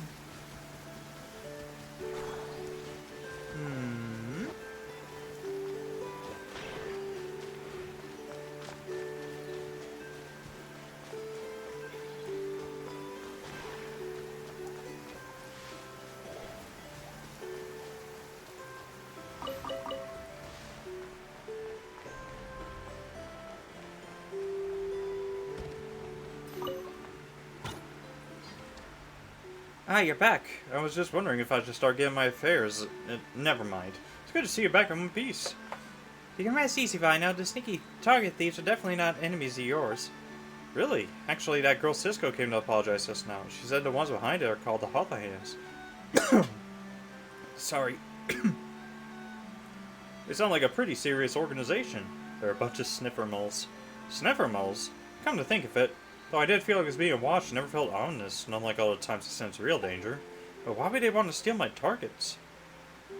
Well, they're trying to decorate. So that's what it was all about? I was this close to making arrangements for my funeral. Looks like I have to teach them a lesson. But he didn't mean anything by it. No, that's not what I meant. If a few old portable bearings are enough to trade back to targets, that means the exchange rate's totally in our favor. You mean... If I show up with all sorts of gifts next time, might get something amazing in return.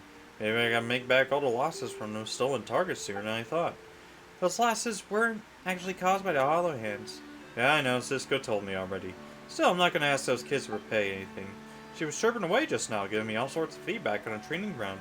She even promised to bring your friends to come play. Honestly, it's worth more to me than any amount of Mora.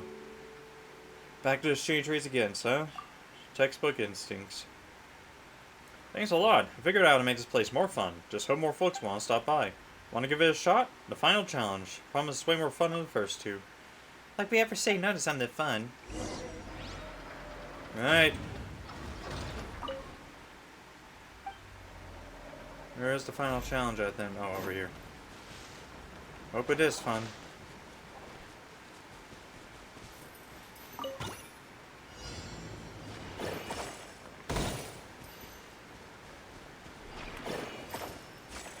Is this just really the same thing? Oh.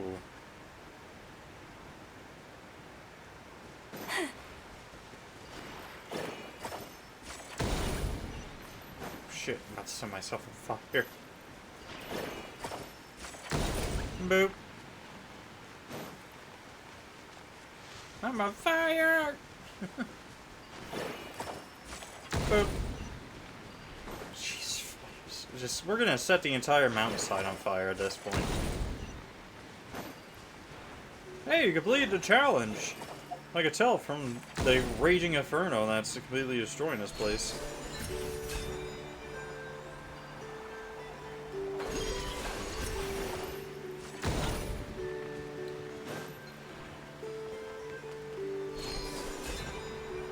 Alright, I'll meet you at the top, buddy.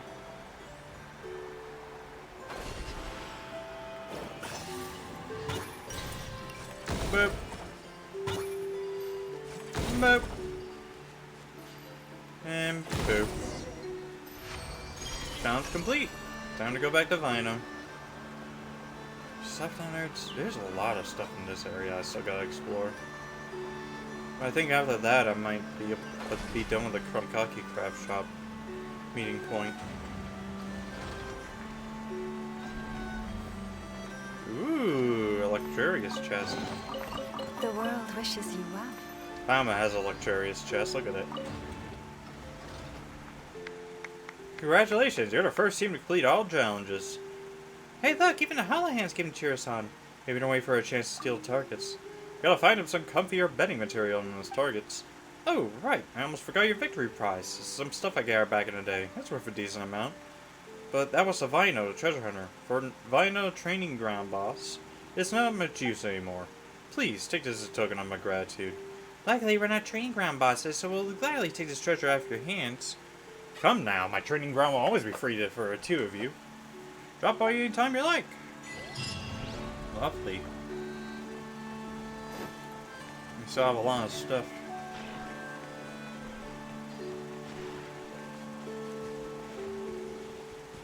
Alright, well you know what, this is going to be the end for the stream because I'm tired, I want to go to bed. I'm still tired, don't know why, it's weird. Anyways though, that is going to be it for this stream. Thank you all so much for coming and thank you all for being here. If y'all liked what you saw, please make sure to drop a follow here over on my Twitch channel. And if you want to see more of my content like VODs and other stuff, you can follow me on Twitter, Blue Sky, and YouTube for that good stuff. So, yeah. Anyways, tomorrow is probably going to be more Borderlands 4. Because, yeah, why not?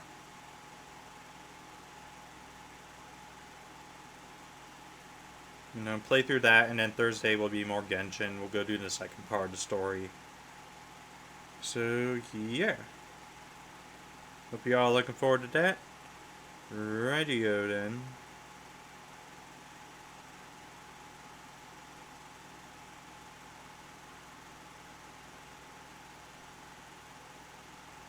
Who is streaming?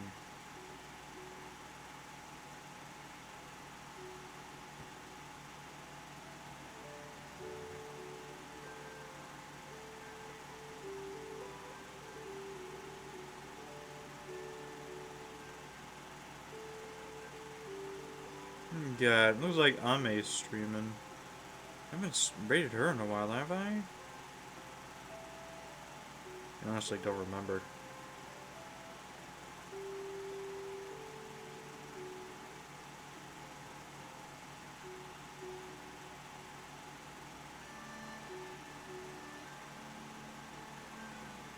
So like Bunny's also streaming something. Yeah, we'll go raid Bunny. I haven't seen her in an age. She's a cool streamer. She's also like a really good dancer. I love her. She's got really good content. Alright, well, I'm gonna go stop it here because, yeah, I'm tired. Anyways, though, once again, thank y'all so much for coming. Appreciate y'all for being here. Appreciate all my budlings and such. And if you want to be a part of the budling clan, all you have to do is just drop a follow here on my Twitch channel. So, yeah. Anyways, though, thank y'all so much for coming, and I'll see you guys tomorrow. Bye.